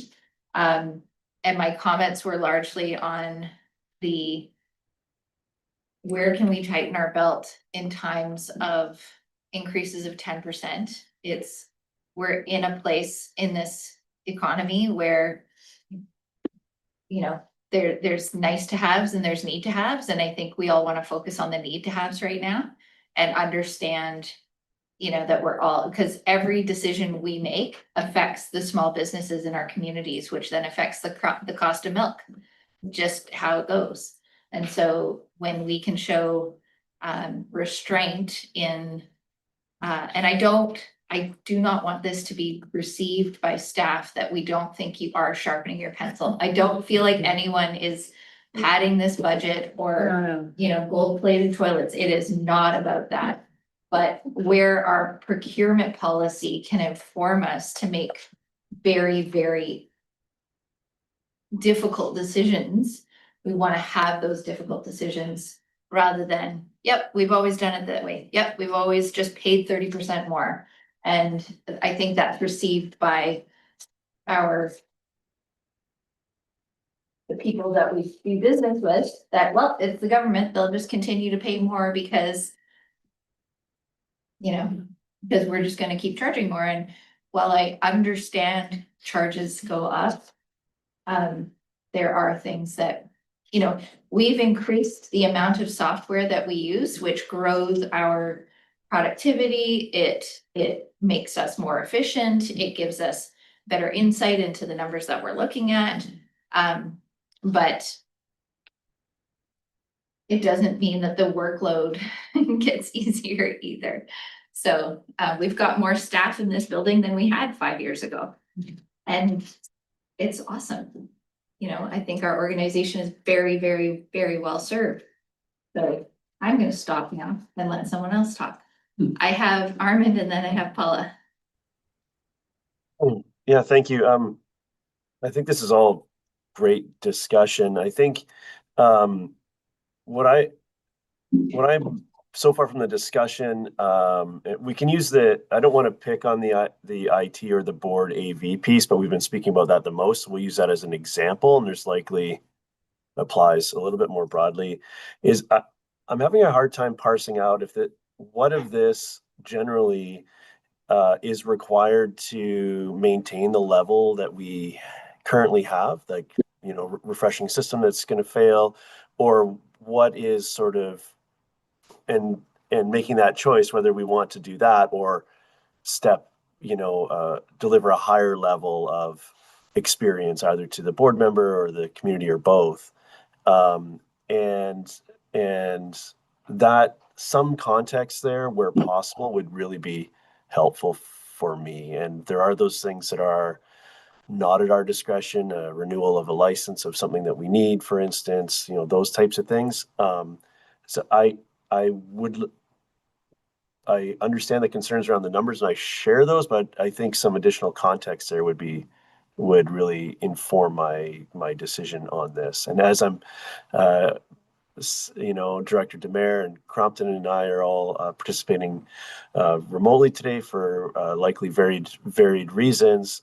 Given the area that we cover, I think it's incredibly important that we maintain the functionality that we do have for remote participation, as that's a vital part I find of making this all work for all of us. So that's sort of I guess a comment of detail I'd like to see in some way to better inform these decisions without going into the nuts and bolts of what each line is. I'm trying to understand: are we spending this money to maintain, or are we striving to step forward? And perhaps we should just work on maintaining level. And just some context there would be helpful. I don't know if that's available at all today, if there's comment on that, or if that's something that we can work towards at a future meeting. I can speak specifically to IT as an example, that it's a mix of increased cost for the same thing, same level of service, so the increases around that.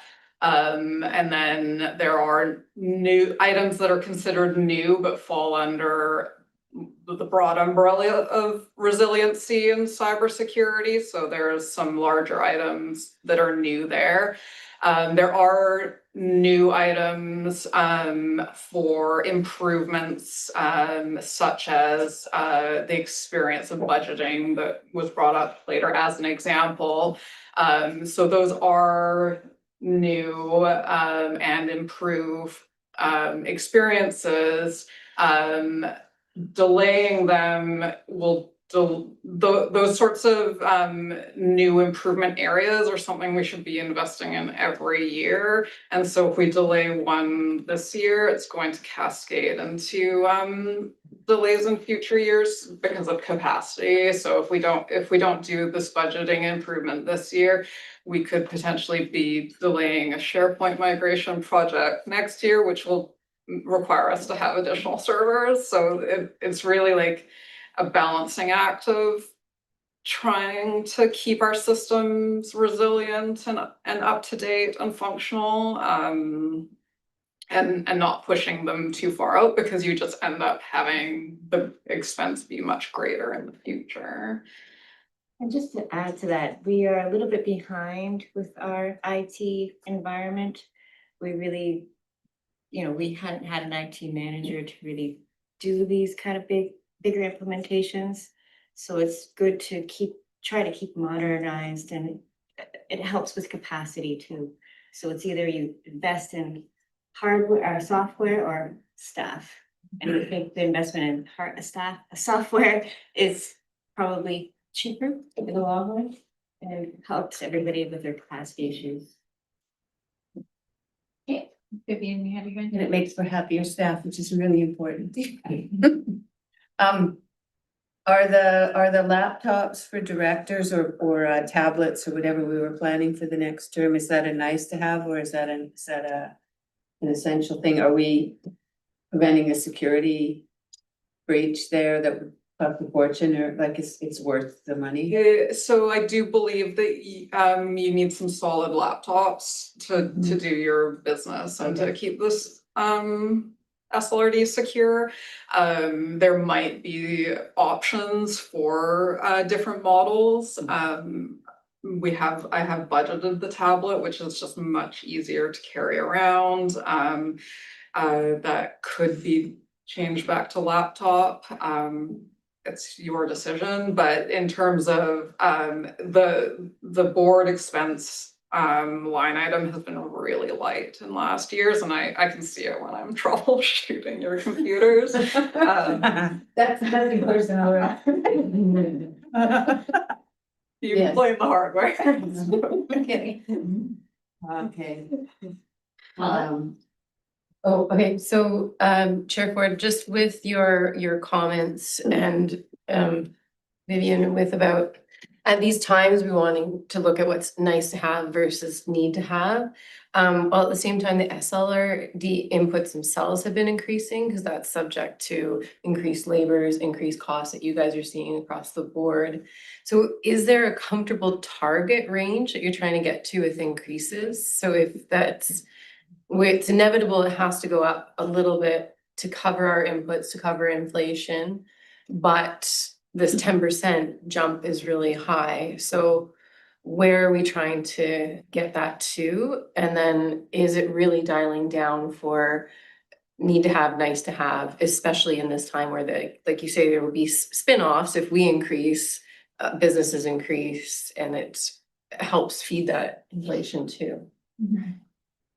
I don't know. Mike, did you want to speak to that? Yeah, a little bit. I don't want to hack up the general government budget because it's the first one we're on. I'm looking for personally reducing that 10% increase somewhere along the board. I'd like to go through the process and see maybe there's some easier spots. I think staff's done a really good job answering our queries. I think they've heard that we would like to see, if possible, potentially, as we go through the rest of the budget, some reduction overall. And maybe find some cost savings within, need to have, wanna have. But I don't know that we wanna try to break down the lines any further on this and ask for any more validation on those lines. Agreed. And we do get another kick at this next month.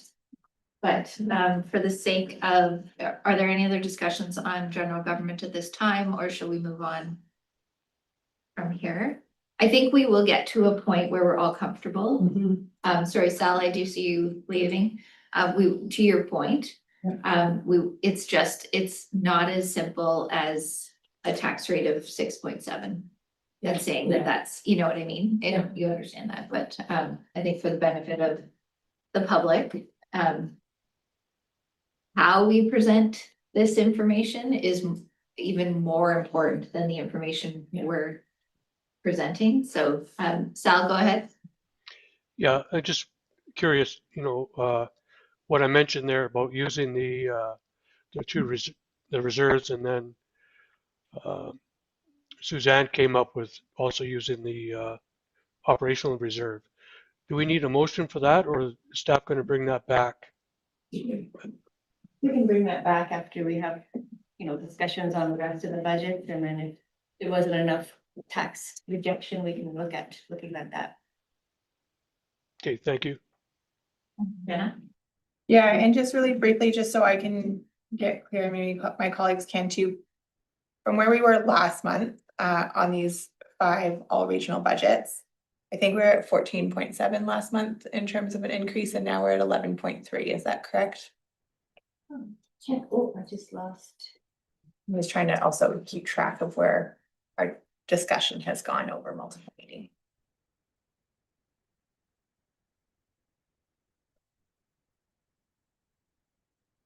The general government budget was 7.2% increase last time you saw it in December. And that was a $271,000 increase. And overall, it was 14.2% increase, but it didn't include those new services that are 3 or more members.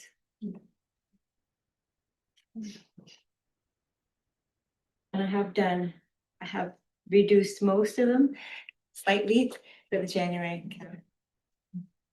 General government's gone from 7.2 to 5.1. Thank you.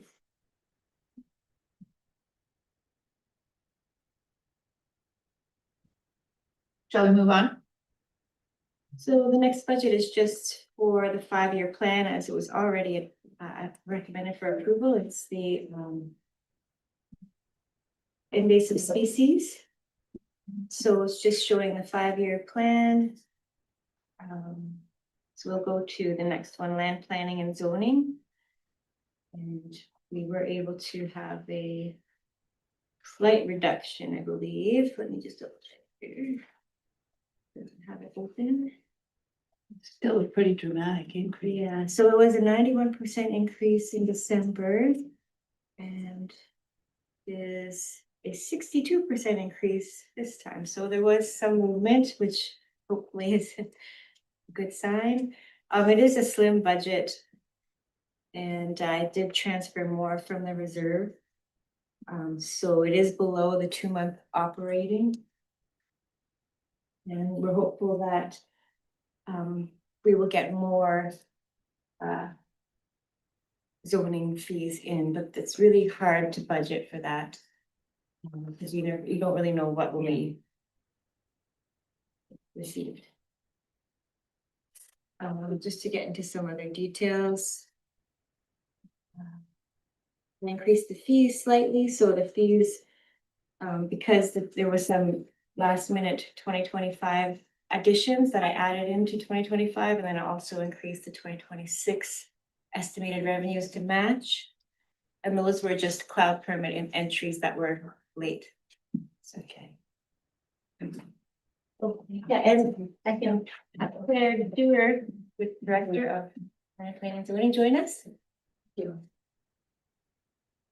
And just to finish my little spiel, I updated all the forecasts to try to trim down those, because they are estimates when I first build these budgets, trying to estimate what will be coming. And I did also update the salaries to the 1.7% CPI. We trimmed the planning line item of $6,000. We trimmed the IT expenses about $8,000. And yeah, there was a new request for potential consulting, but I'll just turn it over to Claire. Great, thank you. So through the chair, as Ms. LaFrance was just communicating, we were able to reduce some of the cloud permit, what was budgeted for the cloud permitting to reflect what the current software is costing for 2026. Last year was our rollout, so there was higher costs associated with that line item, and those IT costs are now will be stable, reflecting what that annual software cost is. We also reduced the zoning consolidation aspect in the special projects, reflecting our current staff capacities this year, as well as the Area C OCP update. That's also what that special projects item reflects. And yeah, I don't think I have anything to add at this time, but happy to take any questions. Vivian? I just sparked on the Area C OCP because I know B is coming after that. So I was just really happy to hear that reference. And I was concerned, and thank you for the reduction in this budget, but yeah, it certainly was a significant jump that I was hoping that we could cut down a little bit. Thanks. Chris, go ahead. It's just so I'm understanding I see the IT expenses in the land planning, which I assume is the cloud software. Is that then part of the revenue line in general government? Because then that's revenue into our IT department, or is there a coordination there, or there's sort of IT budgets in every cost center which are just separate, they don't flow into general government IT generally, or? Yeah, so there are specific softwares just for certain services that we keep in that service. So that's the cloud permitting, which is in both building inspections for the building permitting and inspections, and then newly into land planning and zoning for the zoning. Claire might have more information on that software. I've never used it. Yeah, no, it's just more just understanding where it flows into just in this one budget, which it sounds like it is, or Just- cost center, it's not in the other. Okay, thank you. Yeah, with just regional district basic, we have to try to devise each cost into what services for.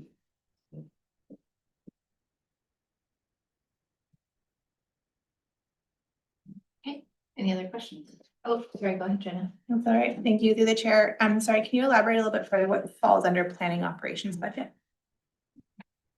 Just high level. Planning operations is advertising, communications, courier, supplies, legal, bylaw enforcement, and time allocation from other services. That's helpful. Thank you. And then in terms of using reserves, I believe that this is mostly just at the discretion of the board. do we have policy around how we use reserves, when we use them? I know we have a policy that we try and keep them at 2 months. What are the pros and cons of dipping into those reserves? Well below what is their intended policy? Yeah, I'll try to answer that. We don't have a policy as to use of the reserves. We try to keep at least 2 months of operating in these reserves as per the policy for the communities. I really don't like pulling from these reserves, and I do it just as when there's no other option at this point. So this is one of those times for land planning and zoning where I don't see any other option to cut down these budgets. So I decided to show it with a bigger transfer from reserve and for discussion. Thank you for that. Yeah, I think I also am always very reticent to dip into our reserves. I think it's easy to do, especially in times of broader, tight financial environments, election years, all the things. But you can only do that for so many years in a row, and then you have no reserves left. And so it's not really setting us up for success in a 5-year financial plan if we consistently do it. I think as I look at this particular portion of the budget, I'm comfortable for it this year, given some of the stresses on this particular budget. But I would hope that in the 5-year financial plan, we start to see a build back up of those reserves over time, and not just that they're sort of stable at that 1 month level, but we're building them back up too. Yeah, there is some issues with putting funds into the operating reserve in the company plan is because you're not supposed to budget for a surplus. So I can't show that, but we're hopeful that the development fees or the zoning fees we receive is higher than our budget, and then we could put that in the reserve. Or use it for those development projects if needed. Okay. That's helpful additional context. I think just for my board colleagues, something to consider, like the environment for even building now is really different. So if that is what we're hoping for, is that there's more zoning and building permit fees coming in, I don't think that's the general trend that we're seeing across the board. So I don't think that's a super strong strategy going forward for rebuilding our reserves.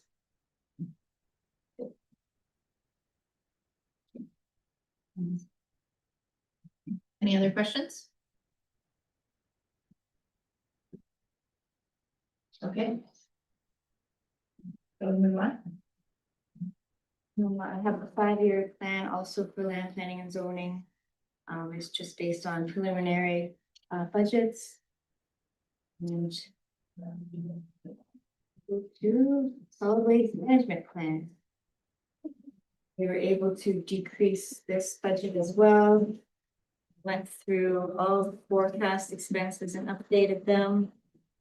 Then looked at the 2026 forecast of the budget and then updated those.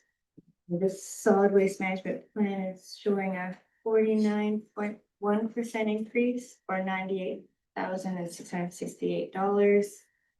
And last month, it was 32% increase. That's right. So it did go up. Sorry, just remembering why. Because there was large forecast expenditures in 2025 that I didn't have in my budget for the solid waste management plan. And one more. So it was 62,000 extra expenses in 2025 that I had to put into my forecast. The largest was the solid waste management plan of 24,000 with the time allocation update of 30,000 added.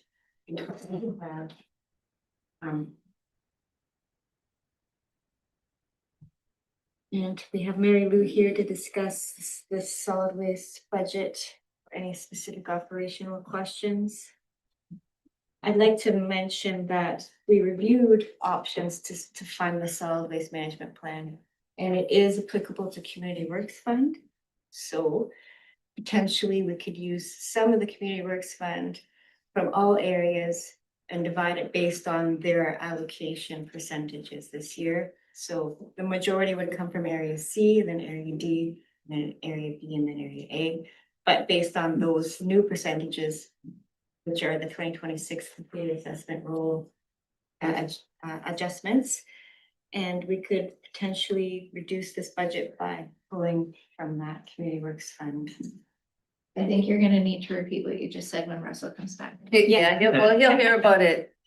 At the EAD. There is also, we have reserves for the capital and feasibility studies, which we don't have any capital, so that those pieces could be put into operational.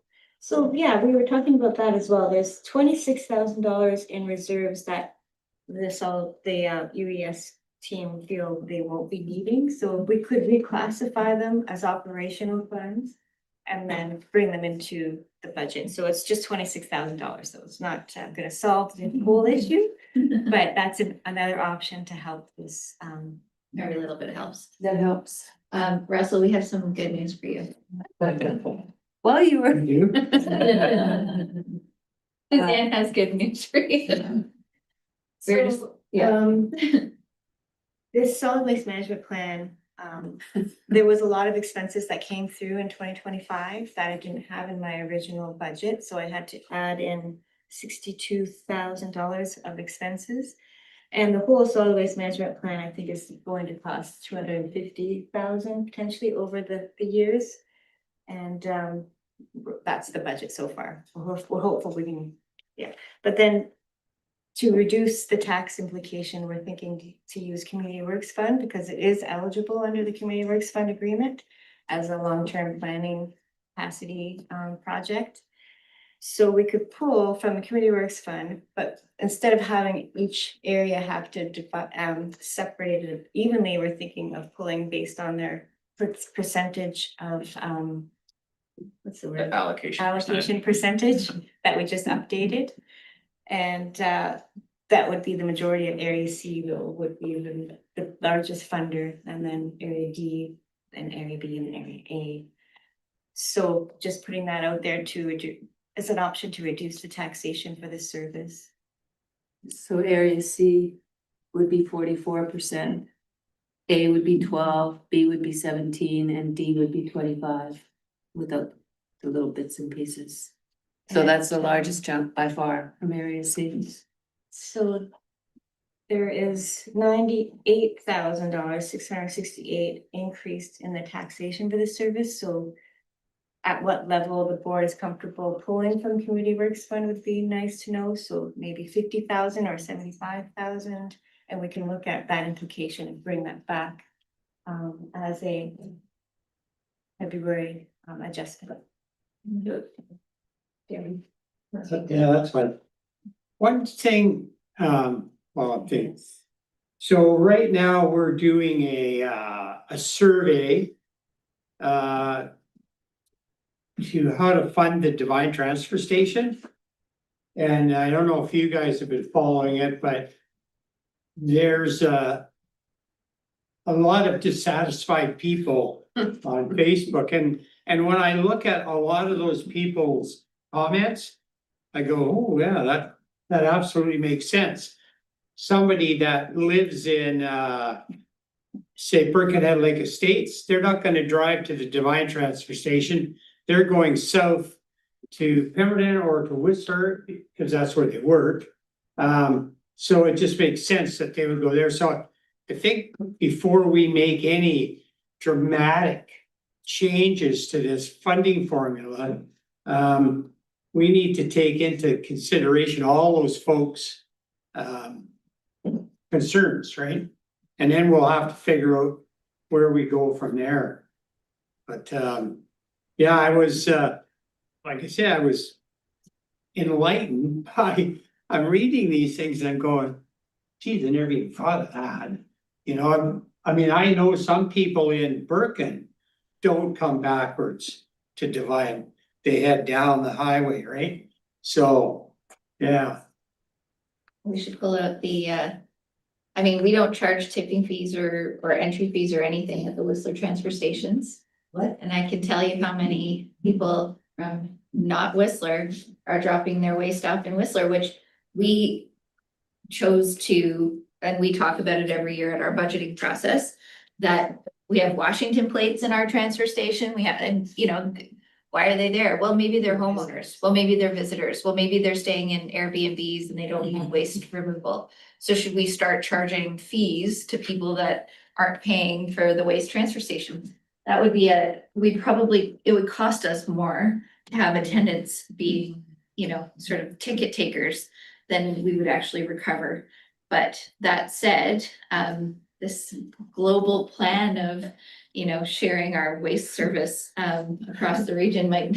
It sounds to me like Director Mack was recommending a transfer from Area C amenity funds to Whistler waste management. Yeah, no, actually, I was thinking of maybe Whistler coughing up some of their DCCs for all this stuff. I think. Allowed to use DCCs for this sort of stuff, just to clarify. I'll go to a serious comment from Mr. Richmond, Director Richmond. Thank you. Again, see the importance in all this work, but there's some big increase here. I appreciate what staff has tried to do to date.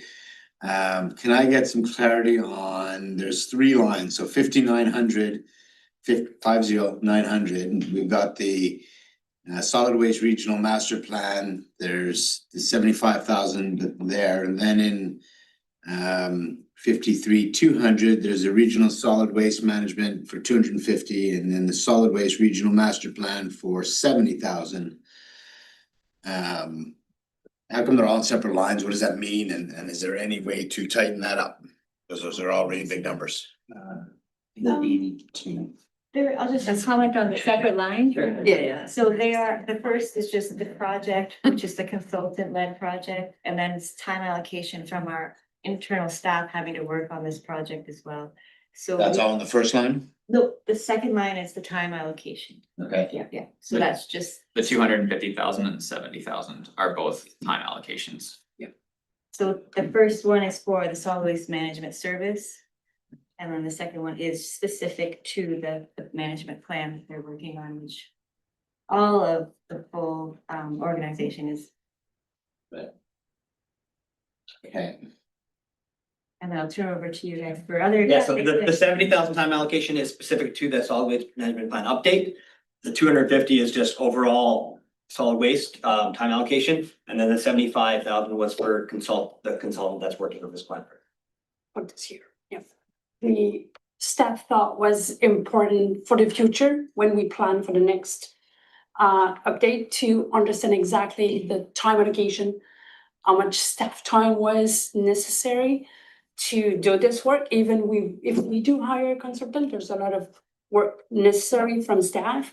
And sometimes it's hard to plan ahead when you don't have that kind of information from the past. So that's why this year staff thought was a good idea to have it separate, so we knew exactly how much staff time was linked to those specific project. Okay. Thank you. I appreciate the response. It feels like a really big number to me, but thank you for that. I guess some important context too would be reducing staff time would essentially just reallocate it back to general government too. So like those are staff costs of staff with the SLRD. If we reduce that budget, it's just shifting the burden. Yeah, 1,300, yeah.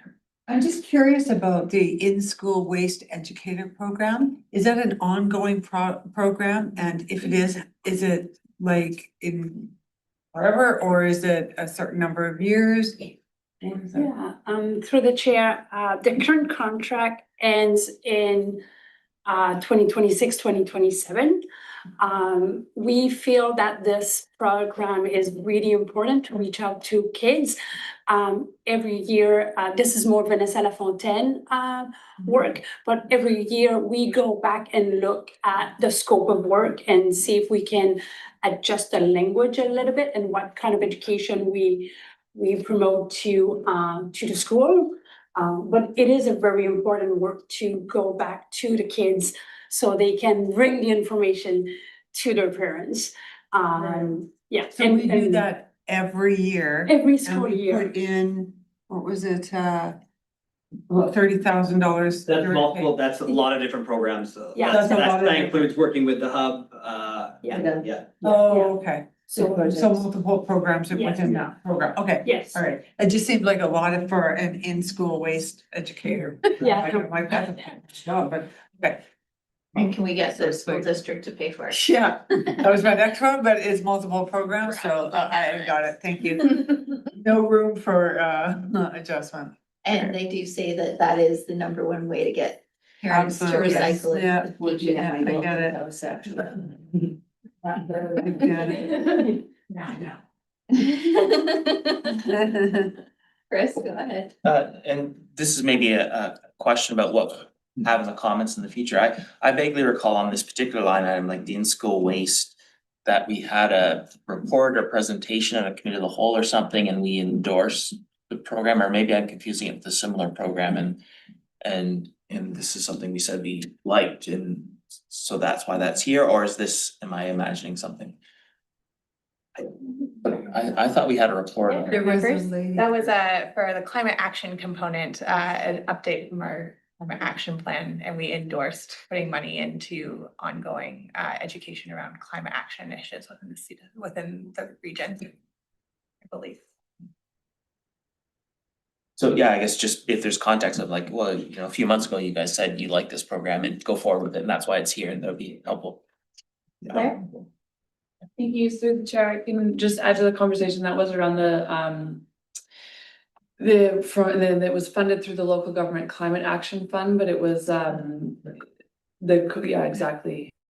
climate I cannot remember the exact name off the top of my head. Coalition, the Lillooet program, and that was with school children in each of the schools, high school and elementary in each of the school districts.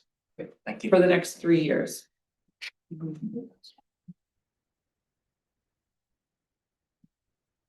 Okay, Jenna, go ahead. Thank you, through the chair. This is another one that I'm just struggling with. Both changes that were made from the last report as presented. And then also how much of the increase is covered by carry forward versus taxation increases. And so I'm just wondering if there's a way to articulate that. I know last time we talked about, there was a $30,000 transfer to reserve in order to start funding for the next waste management plan. Has that been removed? Yes, so that transfer to reserve has been removed. Okay. I increased the transfer from reserve to be exactly what is to leave exactly 2 months remaining in the surplus budget, surplus reserve. And the increases are really just the solid waste management plan from 2025, and then the carry forward that was budgeted to 2025 was 25,000, and that was added to the 2026 amount. There is potentially, the one project is the multi-family strategy for 20,000. I don't know if maybe we can speak to that one, but that's also a project in 2026 for 20,000. Yeah, through the chair, the project is to feed the solid waste management plan update to really understand what's happening at the multifamily level. We have very little information at the SLRD in terms of what we have and what they offer in terms of recycling and organics diversion, and that will feed to the next step of what is necessary to push forward organics and further recycling diversion, but also to understand their barriers.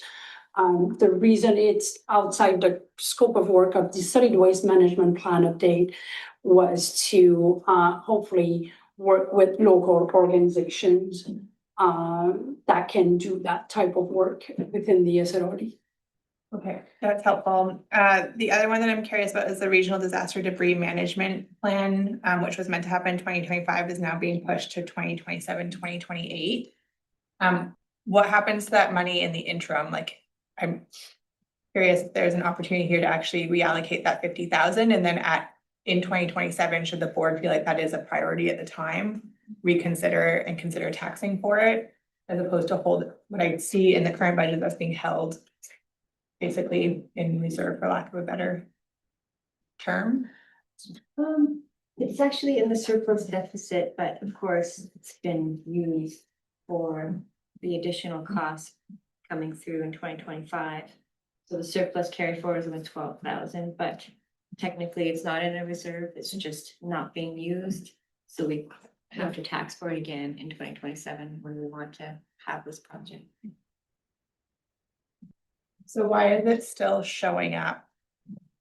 It's just Yeah. as a note to say that this budget item of 50,000 that was in 2025. Yeah. We didn't spend it, we're not gonna spend it in 2026, but we're gonna use it in we're gonna push it to 2027. But because that, so that 50,000 that's not spent goes to surplus in the next year. But because we're spending more than,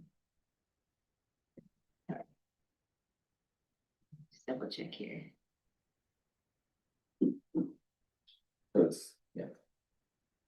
We've Already done that. We've already used the 50,000. We requisitioned 50,000, That's right. but when we didn't spend it, then it carries forward into our surplus deficit. The surplus is only 12,000 because we didn't use the transfer from reserve in 2020. So we only use this reserve amount if we go into a deficit. So there wasn't a deficit in 2025. So we didn't pull any of the 66,000 that was budgeted from the reserve. Yeah. So basically, But we recommended an 12,000 extra carried $50,000 for a project that we didn't deliver. And so that money is being carried forward to offset the tax increase in 2026. you could argue that it was transfer from reserve. That is the offset now. So I'll try to explain it a little bit easier. I think, sorry, just to clarify, like, I'm just curious why it's still presenting then. Like, it's a project that we taxed for, we haven't done it. We're gonna have to tax for it again. So why is that not being presented to the board as a future decision to make in 2027 if that's still a priority and we want to tax for it again? Like, Feels like double dipping. it feels disingenuous to say that we've taxed for $50,000 to do this project. The project didn't occur. Try to clarify again. So we had 66,000 budgeted to come from the operational reserve. We did not pull it because we did not do all of those projects. Right. So we didn't need to pull it. So really, that is the offset. The operational surplus reserve funding. So the surplus carry forward was only 12,000 because the 66,000 wasn't pulled, but the 50,000 project wasn't completed. So was that project intended to be funded by reserve originally? We don't do that. Sorry, It's by SLRD, surplus. But yes, if we look at all of the revenues and expenses, those ones that weren't used were the 66,000 and the 50,000. But we don't have the ability to. Yeah, do you understand? Yes, I understand. As long as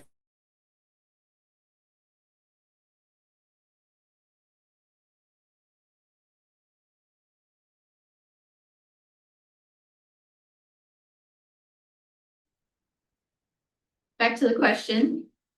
I think Colin had strong feedback. I'll do my best here. Yeah, so when we make these budgets, we obviously have certain expenses that are one for one with grant funding or community works funds. Like we might have a resolution that says this specific item is tied to this funding. However, with this project in the 2025 budget, we had a general transfer from reserve. We had 66,000 that in the notes that says from operational reserve as needed.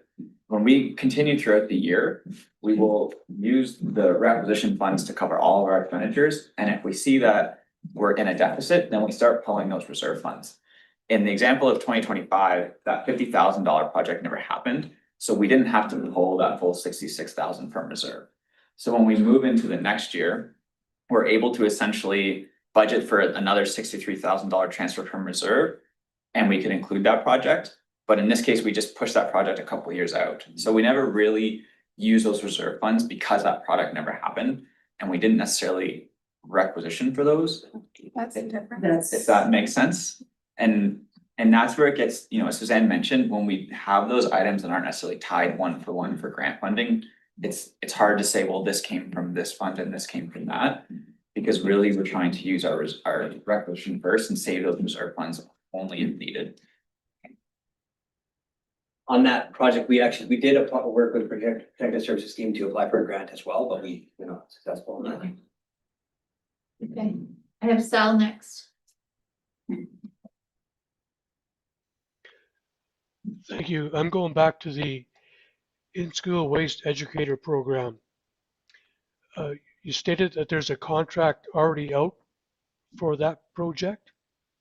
Correct. We do a multiple years contract and, so yeah, the current contractors, the contract is, in the 2026-2027. And then we'll go back to a RFP process. I'm just curious, in that contract, you know, we got 31,500 this year.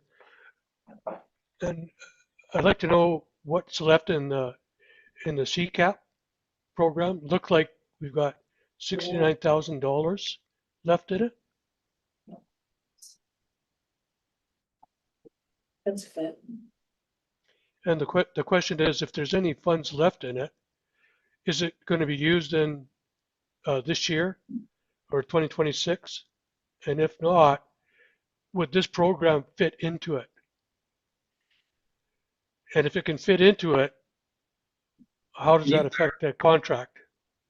Sorry, can you clarify the CCAP program and where you're seeing the 69,000?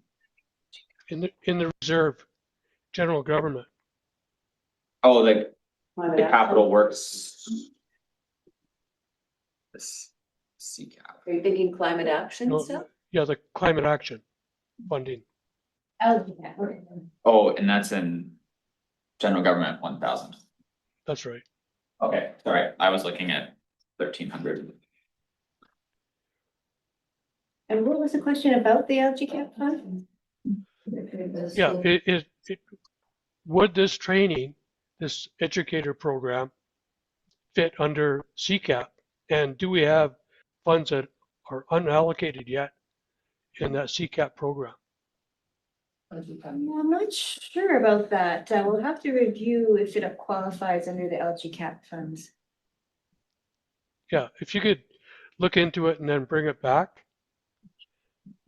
And I think clarification staff, is that reserved for the Valley Transit? Is planning for the LGCAP, the Pemberton Valley Transit? Offset costs?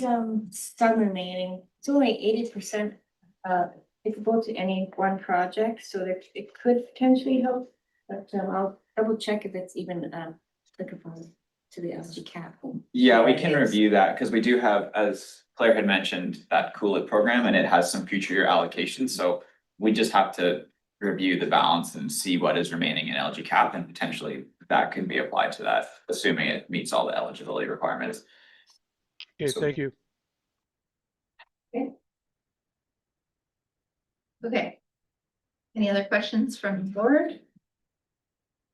Okay, let's move on. I think we're ready to move on to utility. So yeah, just added the 5-year plan as well. For solid waste, and we'll go to the utilities service department. This was approved last time, but I had to update the salaries and benefits. And then the 1.7% CPI came through, so I updated that. And so it's just all of the revenues are time allocation revenues showing here as the utilities charge out all of their time. Any questions from the board?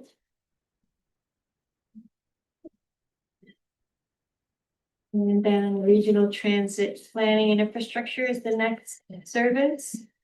And it's the same, it was approved last month, it is the same as last month, and I just added the 5-year plan for the board's review. The 5-year plan is just using the available surplus reserve with time allocation at the moment. So there isn't a firm plan for what's gonna happen in that 5-year time. Any questions on the regional transit planning and infrastructure? And then we'll go to the regional growth strategy. And this is all of the members except for Area A at the moment. We're still trying to convince Area A to join. And I've updated this as per the resolution to have a 3% increase only for the requisition.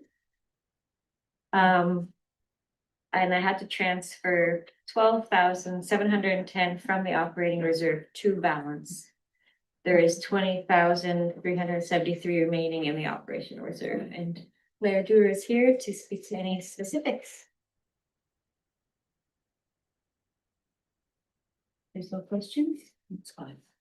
And the 5-year plan is also available for review, and I just want to point out that there is quite an increase to the requisition based on the 5-year plan, and mainly due to the large project for RGS projections and housing needs demand study update.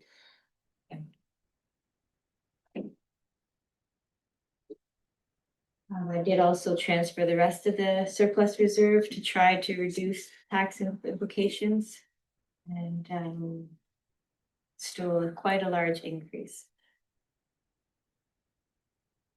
And we'll look at options for funding those projects from other grants for the next 2027 budget. Any questions for myself or Claire on the RGS? The next service is the Sea to Sky Trails. Thanks. And this was deferred from last month. And it shows the flat requisition. And we have Bree and Omar for the utilities department. There's quite a bit of grant transfer programs and some increases to operating for maintenance within this budget.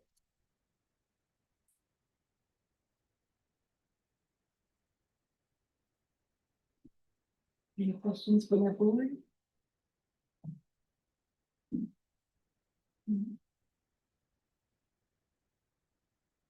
So there is ultimately a transfer to reserve of 40,478 of taxation funds that will be used in future years when there's grant funding to actually do those large projects that they're searching for grant funding for.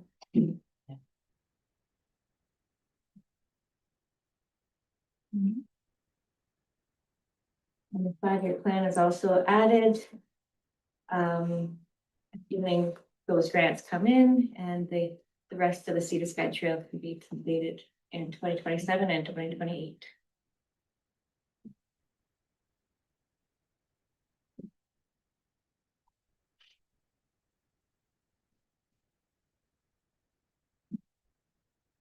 Any questions?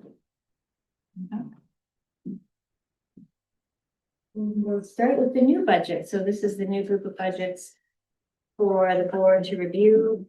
This one is for the Village of Pemberton, Area C and Area D. It's the 911 South budget.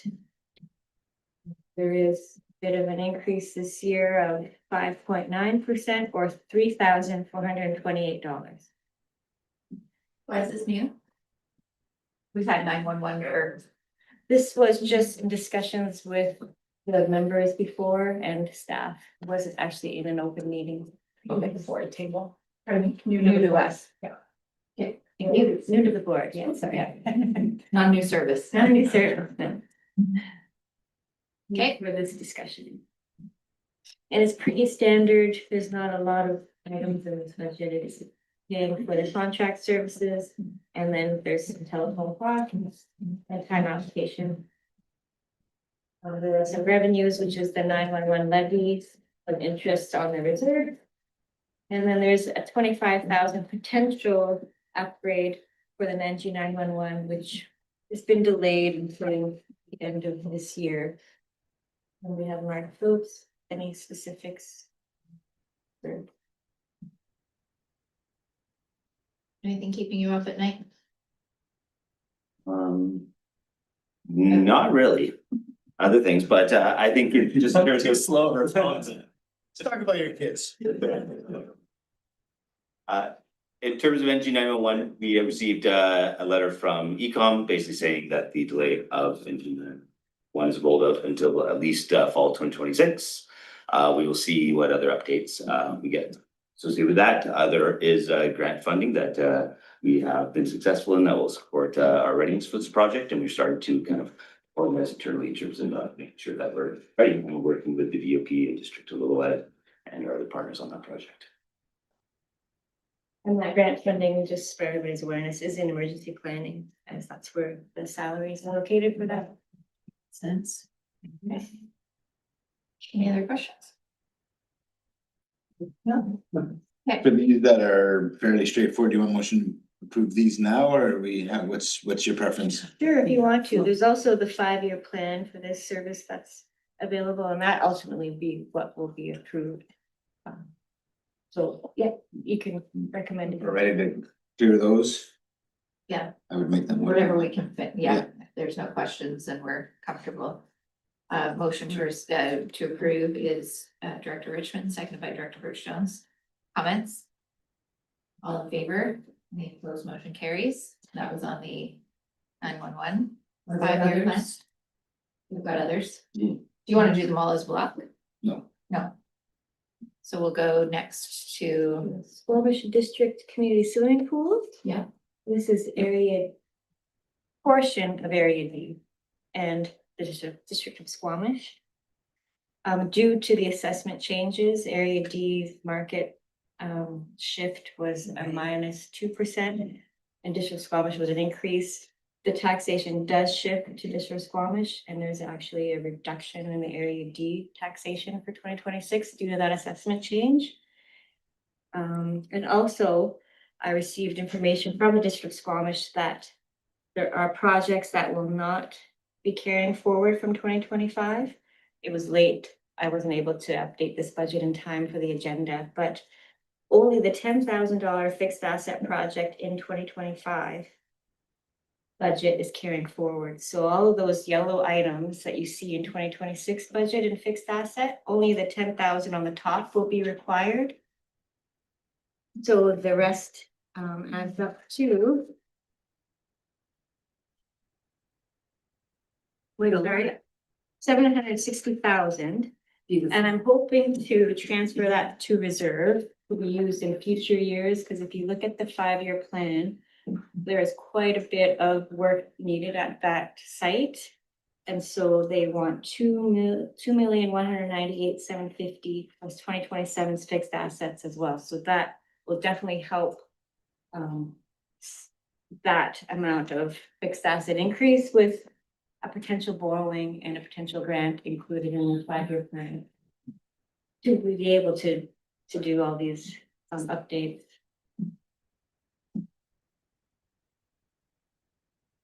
Okay, So yeah. a question for actually my Squamish colleagues, was that because a successful grant was applied for to do these other things? Or because I'm curious about pool funding? Through the chair, this is news to me. We approved the budget request from the District of Squamish to the SLRD back in October at our council table. So staff will have had the most update information on why these are not proceeding. Okay. So yeah, I talked to the District of Squamish staff. They said they are within their 2026 request, just changed, project changed. So I wasn't sure at the time, so I just added them all in just to be sure. Good, thank you. And so if we use that 760,000 that's showing in fixed assets for 2026, that's not needed, it can reduce the borrowing as well. So it makes the whole 5-year plan cheaper because the borrowing costs will be decreased as well. And we're hoping not to borrow, but as of now, that looks like the only opportunity. And we'll look for grant funding as well. There might be some opportunities for grant funding from FCM for any kind of energy efficiency built in or things like that. Yeah. So overall, that was a 3% increase of the taxation. Any other questions on the pool budget? Right. And then we go to the area AB Lillooet services. Did you want a motion to approve that budget then? I think We we need to still need remove more work. those Okay. fixed We'll assets, come so. back with an updated version. Apologies, sorry. So 1703 is the Lillooet Area Rescue Service. This is a society-run service.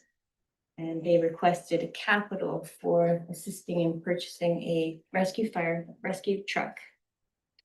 Unfortunately, we received information that it's not applicable to community works funds. And it does cause an increase to the service, a 58% increase. And which is $16,743. There is, if I may, there is an opportunity to use some Area B PILT funding towards some of those rescue truck costs. I haven't quite figured out how much, but that would be an EAD discussion maybe with the next budget. And I know we have to make a recommendation to the board as far as PILT goes, but we could talk about that at the EAD. If that's Or helpful. this, if Or you can make a forward- recommendation yeah. now. If you're. If you're not sure of the amount, let's bring it back. for next month. 375, and the cost of the truck? I'm on the wrong page. I think they had 100,000 in their actuals, and then we only requested 45 from the SLRD. 45? 45. No problem. Let's do that from Area B, payment in lieu of taxes. The full amount, so no 45? taxation. 45,000, right? Towards the truck? That was their only request. They didn't have any on. Then, okay. Did you then want to keep the to requisition flat and then use the PILT to supplement the rest? That would be perfect. Keep the requisition flat and just help towards the extra costs around the truck. I'd be glad to do that. Area B would be glad to do that. Sorry, can you just repeat that? The reason that there's such a jump is the rescue truck request, and I was really hoping that that would be eligible for community works funds. But it's not. Of course, I disagree with that, but that's another discussion. Right. I mean, staff have done everything they can to establish that, but it is eligible for PIL. You've got enough in PIL, so you're comfortable doing it. For $45,000. Is that what it would be to keep the requisition flat? I can do the quick math if you want. Mark? You came to the table. Yeah. Just comment, District Lillooet, and the work they do is fantastic. I just was wondering that we are in conversations with other partners across Area D, and maybe it's good to have a conversation at the EAD to put this in the Yes. broader context, and I love then that. that decision be made, but that's an option. Could we do that? Bring it to EAD. Yes, bring it to the EAD for a discussion and then a recommendation back to the board would be great. Thank you. Just for. Yeah, absolutely. I was just gonna say, this deal, like, so community works funds are not, they're good to buy a fire truck, but they're not good to buy a rescue truck. Yes. So who do we lobby to get that changed? And, let us decide where we spend our community works funds, not somebody sitting in an office in downtown or wherever, who doesn't have a clue of what we're doing here. It's just crazy. We were thinking about having an advocacy to reach out to other regional districts to see if we want to team up and send a letter to UBCM saying, because UBCM is administering this program for all of BC, and then they So can. we do that through the board or through EAD I think or both? both. I think the first opportunity for us is staff to staff. Yeah. And then I go to the chairs forum in April. Yeah. And the MFA, so we can at least mention it to our colleagues there. Yeah. And then when we go to the area associations, we could bring a resolution in May. Asking for all regional districts to support the change. Yeah. That would probably be a Because it good would. path forward. It's not gonna affect us for this budget though, so I think for this budget, we could do what we have to do to Yeah. pay for it. Yeah. Jenna? And just to clarify, community works funds are not just for electoral area director or for electoral areas. And so the limitations on how community works funds can be used apply to all local governments, and so doing it through area association advocacy is probably the most accurate. The agreement was also just signed between the province and the feds last year with the expanded list. And so it's always good to start your advocacy early, but it'll be a handful of years again until it's up. Sal? Yeah. I'm looking at the 5-year plan, and each year it's increased about the same amount. And I presume, you know, if the vehicle's gonna cost $100,000, that they've split it out over all these years to get their final product that they want, the vehicle. So I want to just keep that in mind. That's what it looks like to me. I'd like to know for sure. So maybe at the EAD meeting, we could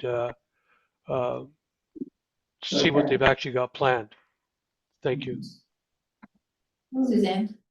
Yeah, I added their request into this budget package, but potentially I can reach out to them to get clarity. It looks in their details for the capital purchases, they want 2 rescue truck updates because both of them are from 2003. So they didn't really specify. They just had 100,000 that they wanted each year for their rescue trucks, but only charged us a portion of that. So I'll try to get clarification before the next meeting. Okay. I'm following. Thank you. All right. Sounds good. Everyone good? Move on. Move on. Thanks, Pete. Next service is the 911 interior service, which is District of Lillooet electoral area A and electoral area B. It is a very small increase, 3.1 or $256. And pretty standard, same as 911 South, but this is obviously in the north. And I'll just open it up for questions.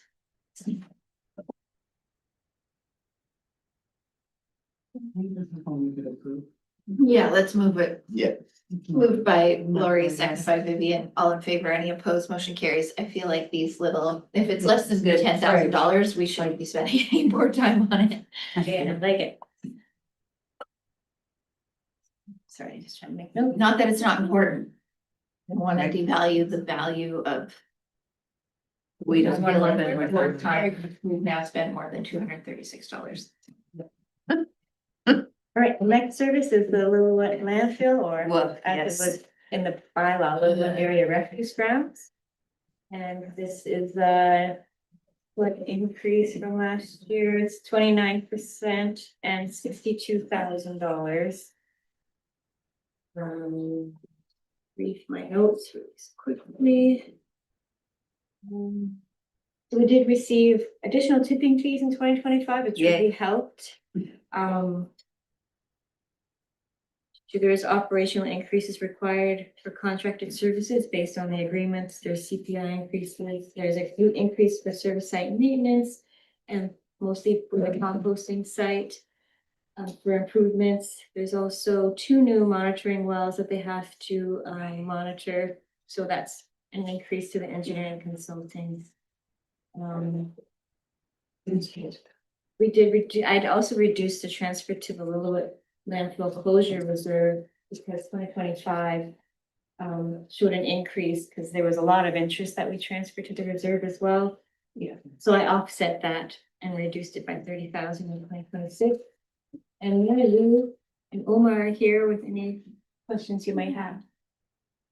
Yeah, I can speak a little bit to what is being required this year. So we will be drilling 2 additional monitoring well, a background well, and a down gradient well. We used to have 2 wells. One has been dry for a long time.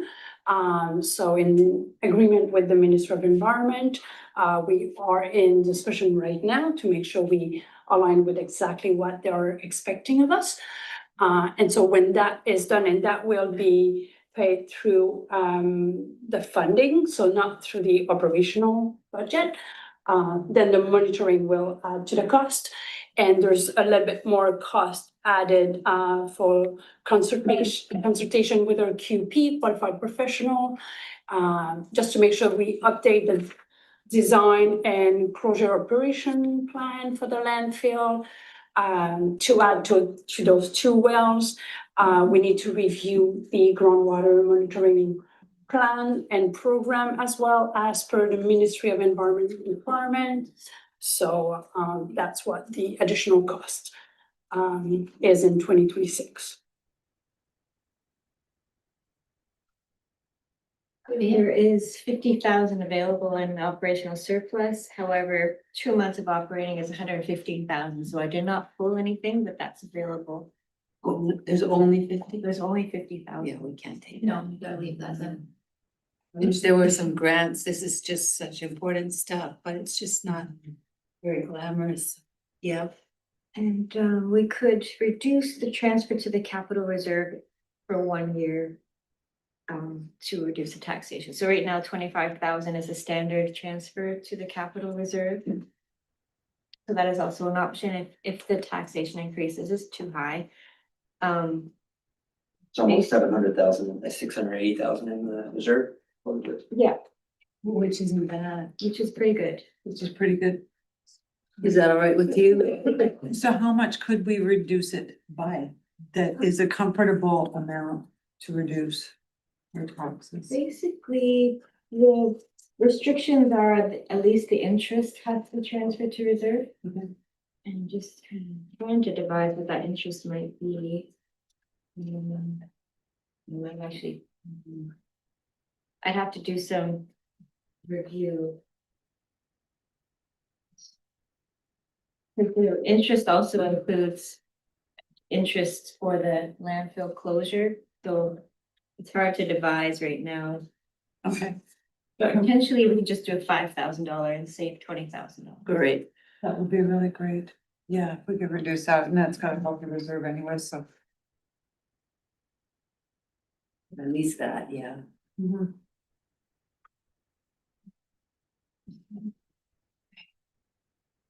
Any other questions?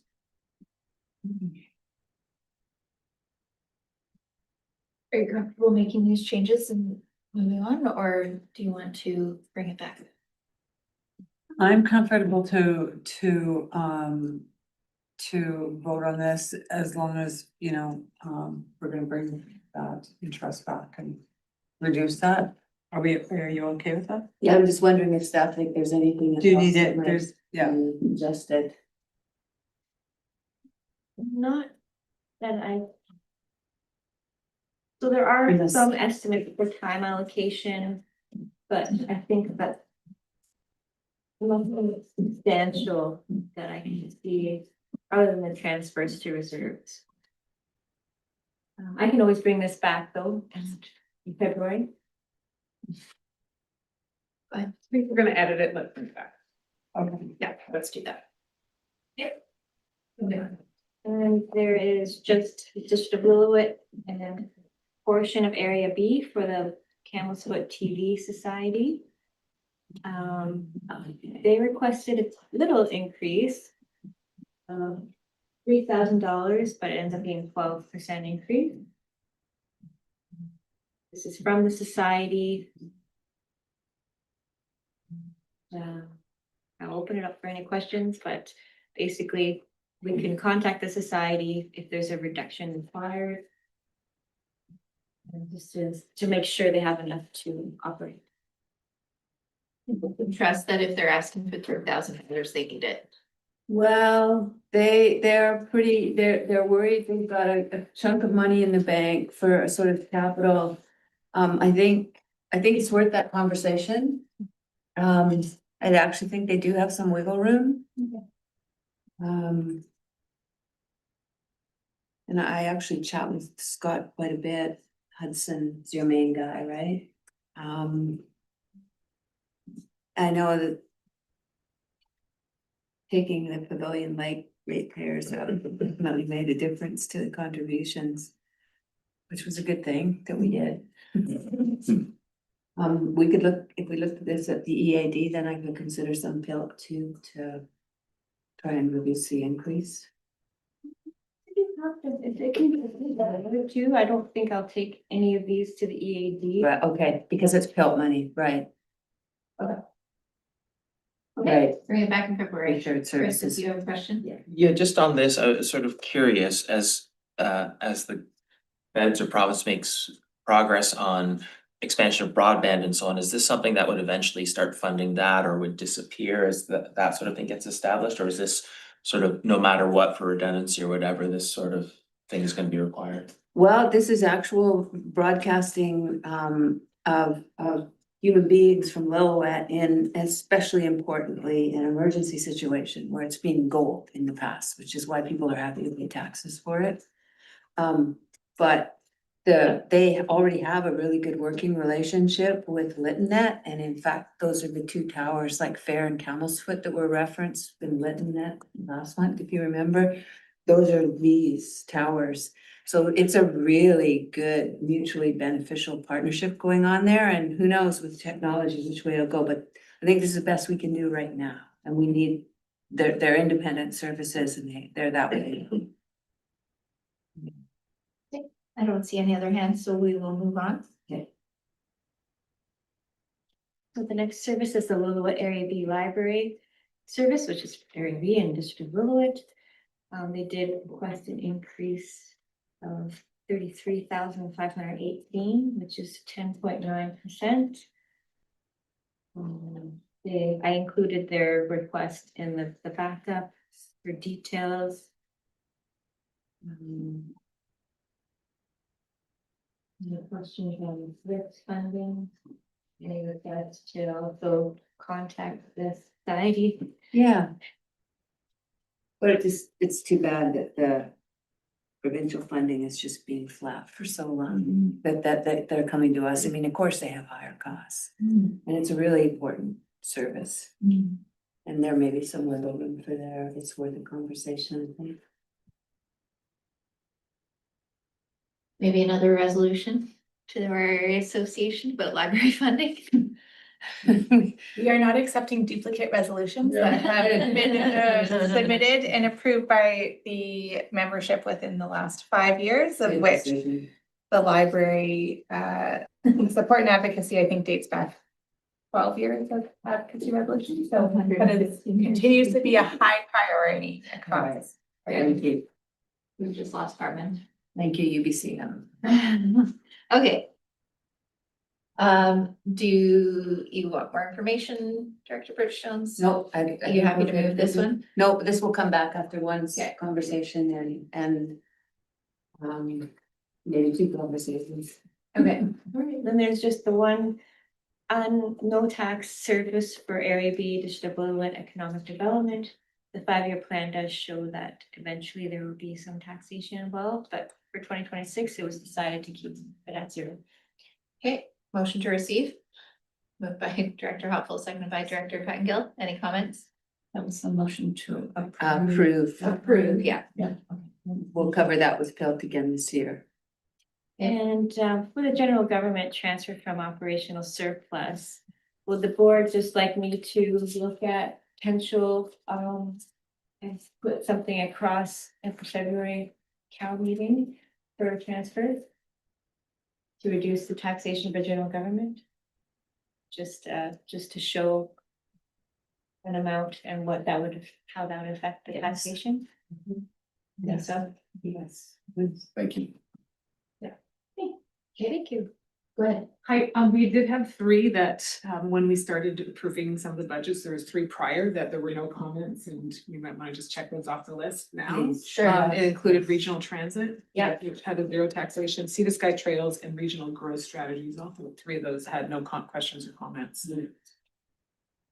We're all happy with those. Should we move them as a Motion motion? to approve those. Okay, moved by Director Bridgestones, seconded by Director Hopeful. Comments? All in favor? Any opposed? Motion carries. Thank you. Good. Thank you, Good. Suzanne. Thank you so much. Go ahead. Just an overall comment, if I might, so one, just briefly going back to the IT discussion, I understand there's sort of between the AI companies, a huge war. So they bought all the memory, so any device that uses memory right now is just the price is skyrocketed. May not be resolved by last year, but if there is a way to push off buying hardware for a year, it might not be a terrible thing to do. Maybe it'll be resolved, maybe not next year. I feel like we've done a lot of work to support the capacity of the organization, which had been a real challenge, and I feel like we're making substantial progress on things, and I've been really pleased with that. So I hear sort of the concern about the budget numbers, but I wouldn't want to step back from the progress we've made. And also related to that, in some of the budget questions for me, you know, in prior years I'd held back a bit, understanding some of the capacity concerns, and now as we have a really strong team in place, sort of asking, can we have this and can we have that?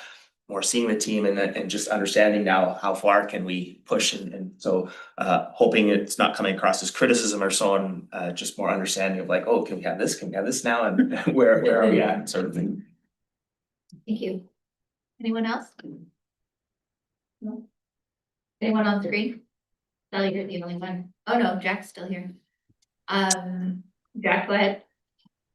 No, I was just gonna agree with Director Pettengill. I feel like we're in a place where we feel more confident sort of being aggressive on this, and I appreciate that, and the way you guys are taking it on is strong too. I don't feel any sort of defense on digging deep, which is nice. I think this has been a good process.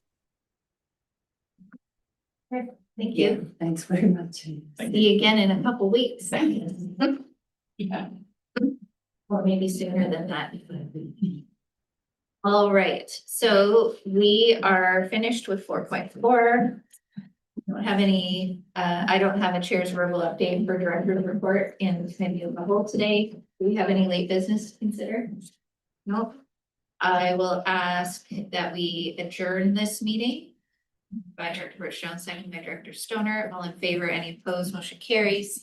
We'll reopen the regular meeting of the board. I expect lunch is probably here, right? And we've got a few pieces of correspondence to still manage, and then so we can either pick those off right now. We can go grab our lunch and come back and do working lunch. Everyone with that? Should we, Mike? I mean, I feel like there's not much left in the open. Should we clear off the open so staff can go? Yeah. And do that, and then we'll Let's come do back that. doing camera working lunch? For sure, yeah, I love that idea. Okay, so we're back at 11, so we're reopened. Sorry. We're into the regular open. Okay, and we are at 11.5, and this is a request for action from Nicole Fitzgerald regarding the commercial campground at Porto Cove. Would anyone like to speak to this, Claire? I feel like you have something to share with us, which is great. So. Thank you, Claire Dewar, Director of Planning and Development Services.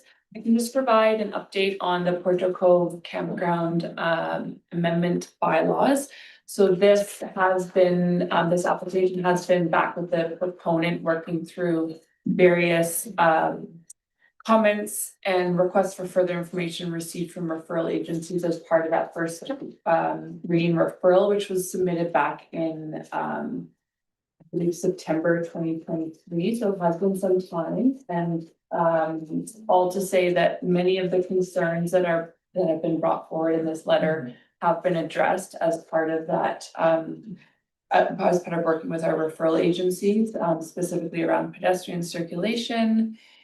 And we do have also to note a campground bylaw, which is where we get into more of the details around, say, dark sky policies, as well as wildlife attractants and the specific dimensions of camping sites and parking and whatnot. And so many of these details will be coming to the board as part of a second reading package, probably in the next couple of months.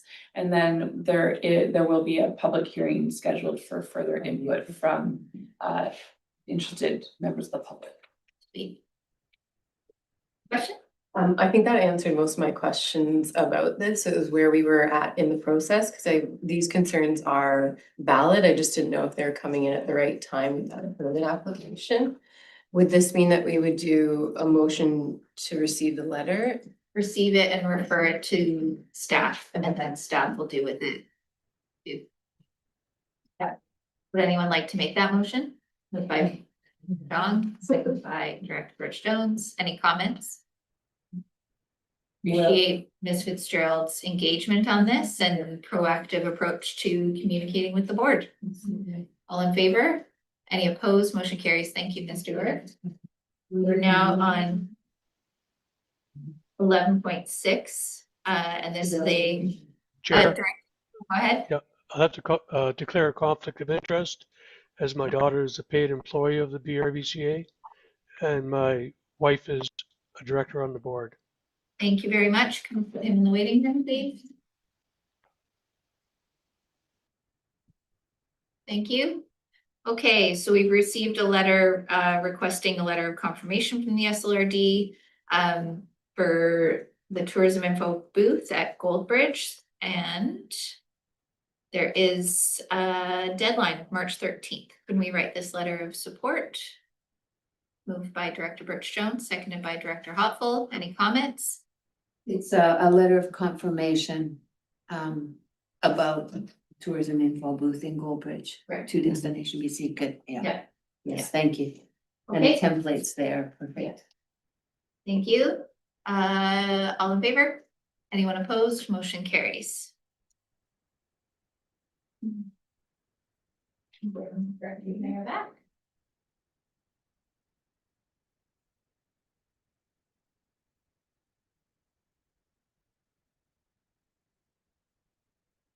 Okay, we're now on 11.7.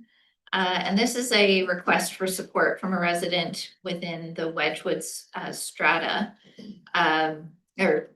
He's the strata president. And this is ongoing advocacy that our board has been doing with the Ministry of Forests, with the ministry responsible for conservation service, and with other ministries, just regarding the ongoing long-term camping living situation at the Forest Service roads, and not exclusively next to Wedgwoods, but all of our Forest Service roads have been challenged with long-term living. This is a difficult situation for our communities everywhere in the province. And I think we just commit to continuing this advocacy with the provincial government that is responsible for these areas. I think we're doing what we can within our local communities to provide outreach services.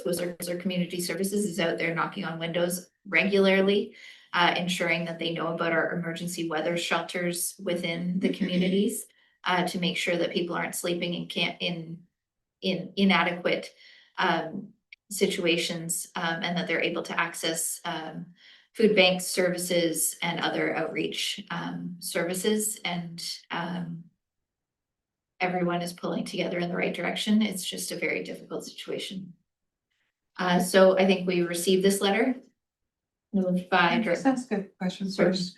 Because this is multiple jurisdictions, like I wonder who has responsibility other than the province. Is it like the forestry? Do they have some pull? Is there any tools that we have? Like, can we order to vacate? Can we remove any structures? Is there any tools in our toolbox? Because I think that we have a responsibility, an environmental responsibility if there is, raw sewage or solid waste dumping that we need to recognize as well. So I'm wondering, in sort of just receiving this, if there's anything that we can do. Yeah, we've received correspondence back from multiple ministries that they've asked conservation services to go out and make sure that these spaces are not being left in fire hazards. We have to think about fire hazards, solid waste, liquid waste, impact on environment, impact on wildlife. These are wildlife attractants. And there's no toolbox for the SLRD as I understand it. Advocacy. Yeah. I think there's multiple reasons why they struggle. The 14-day limit also means you can leave for a day and come back. And then the 14-day limit means that you're checking every 14 days and there's a capacity of conservation officer to do that. And we don't have jurisdiction to enforce or at all. The education is happening from the municipal level and others. Don't we have any recourse to, on the environmental piece of it? Like, we may not be able to enforce them to vacate, but can we enforce anything on the damage to the environment that they're? Province can. The province. We've made the request through UBCM, we've had ministers meetings, was that last year or the year before, we had ministers both on that, but like we've done the advocacy and can continue to do so, but just supporting the chair's comment, there's not a lot beyond that in terms of our own enforcement. We don't have a bylaw ticket to say you're leaving waste in a space that isn't regulated. We can't regulate those areas to accommodate our bylaw enforcement. The only way we could enforce on a bylaw ticket would be something, and it would be complaints based. We don't have predatory bylaw officers, which is good. We don't have money for that. Right. It just, I'm saddened that we can't do something for these.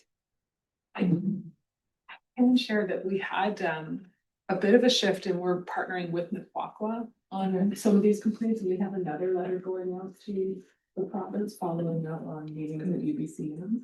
So I think that combining our resources and our advocacy with the municipalities and with the nation seems to be cracking open doors. Okay. Paula and then Vivian. Just a quick question, does Vancouver Coastal Health have any jurisdiction over wastewater? No. Cause I believe they would care if that was on a private property, and that's a different, okay. Yeah. Vivian? No, I think we've exhausted our avenues and I think Ministry of Environment and Water Contamination and so on, and I'm sure all those avenues have been explored. Yeah. And there's lots of these situations all over British Columbia. Yeah, they're everywhere. Yeah. Which is commentary on our availability of affordable housing. Okay, moving on. We've received the letter. Have we got a motion? We have a motion, it hasn't been seconded. Okay. Seconded by Director Stoner. All in favor? Any opposed? Motion carries.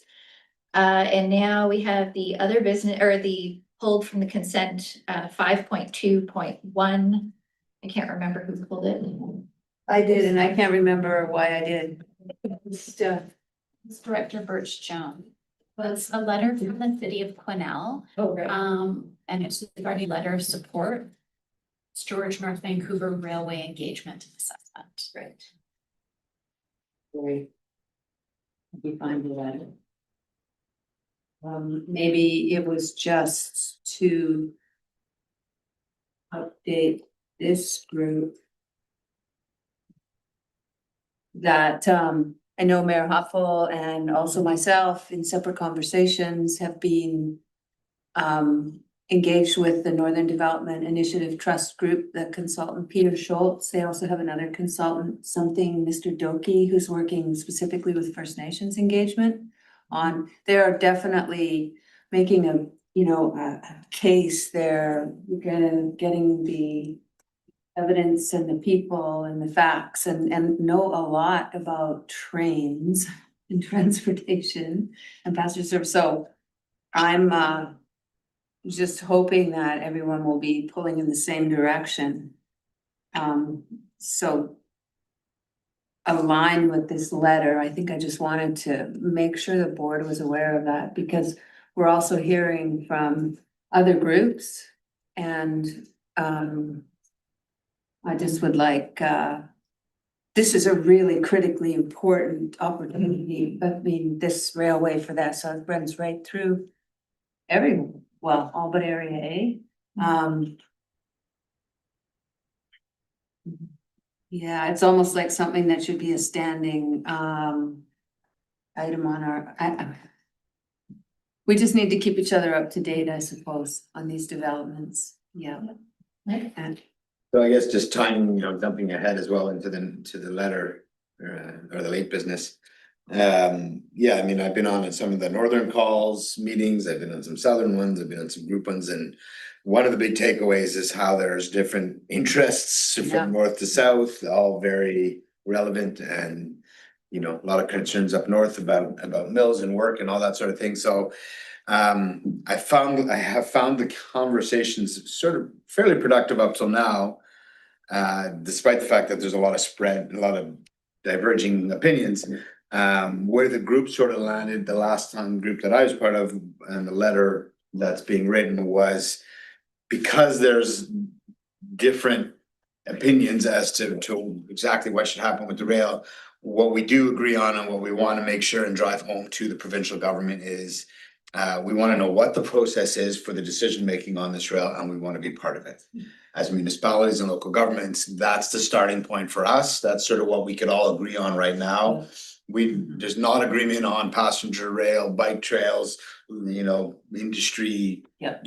But there's an agreement that it's important to all communities that it runs through, and therefore we want to be at the table. So Thank you. that's sort of the way we've approached it as a group till now. Thank you. So I think we received this letter.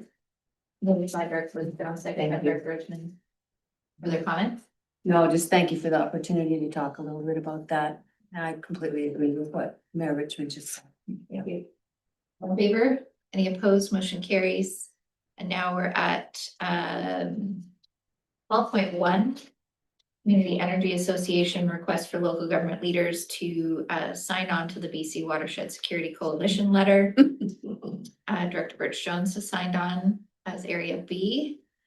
Do we wish as a board to sign on as a board? Moved by Director Stoner, seconded by Director Birch Jones. I know that Whistler was one of the signatories, or certainly Mayor Crompton was. Yeah, I think so, yeah. Yeah. Very good initiative. Yeah. Okay. So Would you like me to talk about the value of the Fraser River? No, you had that moment yesterday. I forgot quite a bit, but okay. We did miss the regional moment because that's area C, is it not? There wasn't one for February. It'll be moved to, or it'll be moved to February, so. Right. Oh, it'll be moved to February and then will February, so I'll be moved till April. Okay, all right. All in favor of the letter? That's fantastic. Anyone Yes. opposed? Motion carries. And any additional late business? We've got the late business, which is Jeremy's letter regarding revitalization of BC Rail corridor due to the CN Rail discontinuance. Correspondence from Mr. Playfair. Yes. Yes, so can we submit this letter for consideration of the board? Moved by Director Birch Jones, seconded by Director Mack. All in favor, considering the letter? Okay, anyone opposed, motion carries. And that letter was circulated by email yesterday. Now that 14.2. Thank you. Okay, so 14.1 is the letter from Jeremy and Patrick Weiler. How do we wish to receive the information?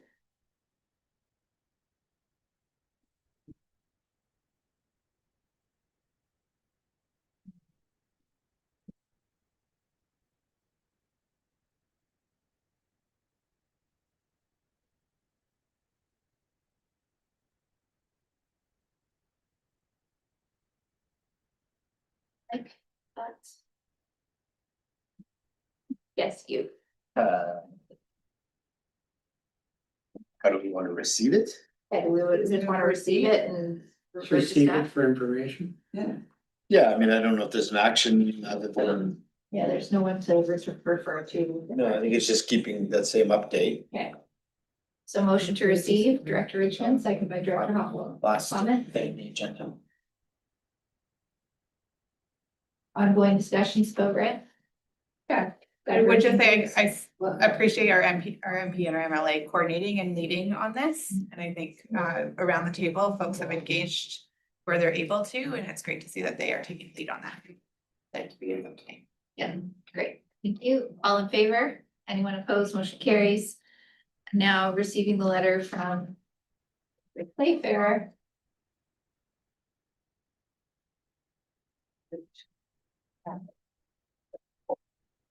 Right. Low impact recreational access to down Forest Service Road. The Natural Society-Lillooet. You want to speak to this? Sure, the Forest Service Road at Downton is about 20 kilometers south of Lillooet and gives us access to some spectacular hikes. Some of them are in the hiking guide, to some cross-country skiing, to some phenomenal backcountry skiing. It's a really wild and beautiful place with some good trails. Like this first bridge right off the Duffy has been a source of contention for quite a few years now. Opened, closed, closed, open, and little battles going on between different interest groups. And the last closure turned out to be the Ministry of Forests related to an engineer thinking that the bridge crossing was unsafe. It generated a lot of hostility in town until we sort of discovered what had happened and why. And the district and myself as a naturalist, but also Area B, have just asked the Ministry of Forests in Cascades Merit to be a little more transparent in their communications. If something like that is being done, at the very least, could they give us notice? Because it's important to lots of our people, and we would like to maintain that access. And I would like to, as the Area B rep, I'm getting requests from people to work on that. I'd like to work on that as the Area B rep with Cascades Forest District in Merritt. And of course, this is a topic that is part of the bigger land use and needs some discussion with Statlium and so forth. But in the meantime, I guess just like the support of the board to pursue trying to maintain that access for low impact recreation. How would we do that? I have some questions. Is this a vehicle bridge or a pedestrian bridge? Vehicle bridge, so I'm just thinking dollars. Yes. At this Might point. refer to a future budget discussion. Well, this is actually not on, this would be provincial. Okay. Public land, so kind of similar to the Wedgewood conversation. We use service or taxation to support something like that. However, is this a request from the Naturalist Society to take on the project of that and looking for funding as a nonprofit in order to do that and maintain it? No, I think, no, I don't think there's any dollar request so much as an awareness and hoping for some advocacy work. And as the Area B director, I'm perfectly happy to do that. Would I think a motion for the board to begin advocacy, writing letters to A resolution for various- the area association to start. The board start the advocacy and write letters to the ministry. Yeah. That would be helpful.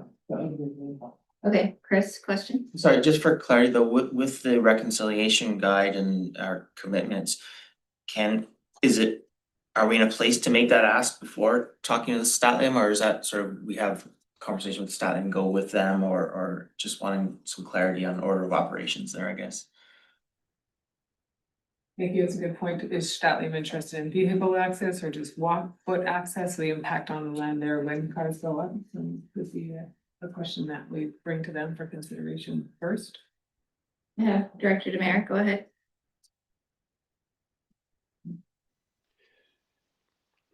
The Bridge River Valley Trail Committee, they're going to be finalizing up a section 57, 56 for the Taylor Creek Trail. And they're going to be getting approval on it. And one of the main issues there is that there's no bridge on that Taylor Creek.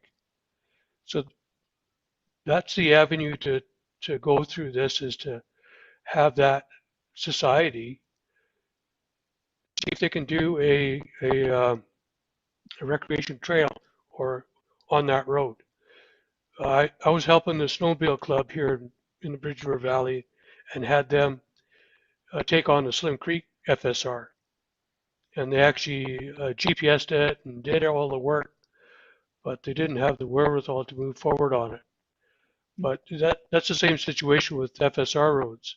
If you look at the Pemberton Snowmobile Club, they have a tenure, and they're working on a tenure right now on the south side of the Hurley for a recreational tenure on it. And I do believe they have one for the Rutherford FSR. So that's the venue for making that happen, because then the board could fund that through either gas tax or bill funding. So I think they should look into that and see it. I know Jeff Playfair very well, and he's actually part of the process on the Taylor Creek Trail. So can, between the two of you, have that conversation with Jeff and point him to getting that sort of a little bit more baked? Sure. When we get into, like, I don't want to refer this to staff until we have. No. A little bit more. Yeah, and I think That's okay, because I kind of agree. I think there's two things. I mean, if we have a bridge in there, but also I think the bigger thing is the communication piece of it. Is just that if a road is closed and if that access is taken away, and for whatever reason, if it's because the bridge is unstable or the forestry is doing it for whatever reason, if we could just be notified so that we could, calm the waters out there from anybody jumping to conclusions that this road is going to be cut off from now on and that kind of thing. I think it's more of a communication thing. But it's their story to tell. But this is the Ministry of Forests property, like. Right, and we're just saying, can you just let us know? Yeah. Because it did. Director Bush, your thoughts? Well, that 100%, but that's like at a minimum. Yes. I also think, there's a responsibility already there. It is a Forest Service road with, and that's where Cascades Forest District has a role. And so, it's more advocating to them, and it's in Area B, and so I'm pretty happy to continue to do that work just directly with them, I think. Okay. I think I just wanted, it's good, Jeff, this is fantastic, and for the board's awareness and to support me doing the advocacy work, perhaps is as far as I want to go, which would include, we will, of course, talk to the staff, that will be part of the process. Okay, so motion to receive. Motion to receive is fine. Moved by Director Stoner, seconded by Director Hoffel. Director. If I could make a comment on that, please. When you start doing these section 56s and 57s to tenure a trail or whatever you're looking at, the process is you have to communicate with the First Nations. And the referrals go out to the First Nations and all the rest of the pieces that are involved in it. There's a lot that goes into it. So that is that's just my something comment. that Naturalist Society could do in partnership with the Ministry of Forests on this particular road. Yeah. Okay. Okay. All in favor? Any opposed? Motion carries. Thank you. Any notice of motion? No. We are now not recessing. We are moving into closed. Reopen closed meeting. We have recommendations from the committee. We do that now. You can do that now. Or Yeah, let's do it now, so you'll have to come back. Yeah. I will come back anyway. You're welcome to come back. Always welcome here. We would have a hard time without you here. I would prefer to have a little bit more time to just pull those motions from the cow with Suzanne and other staff to make sure that they're really clear. So if we could do that after the debrief, that would be appreciated. Amazing. Thank you. So now can we reclose this meeting? and we can go get our lunch. Motion to close is Director Stoner and Director Jones. Favor, and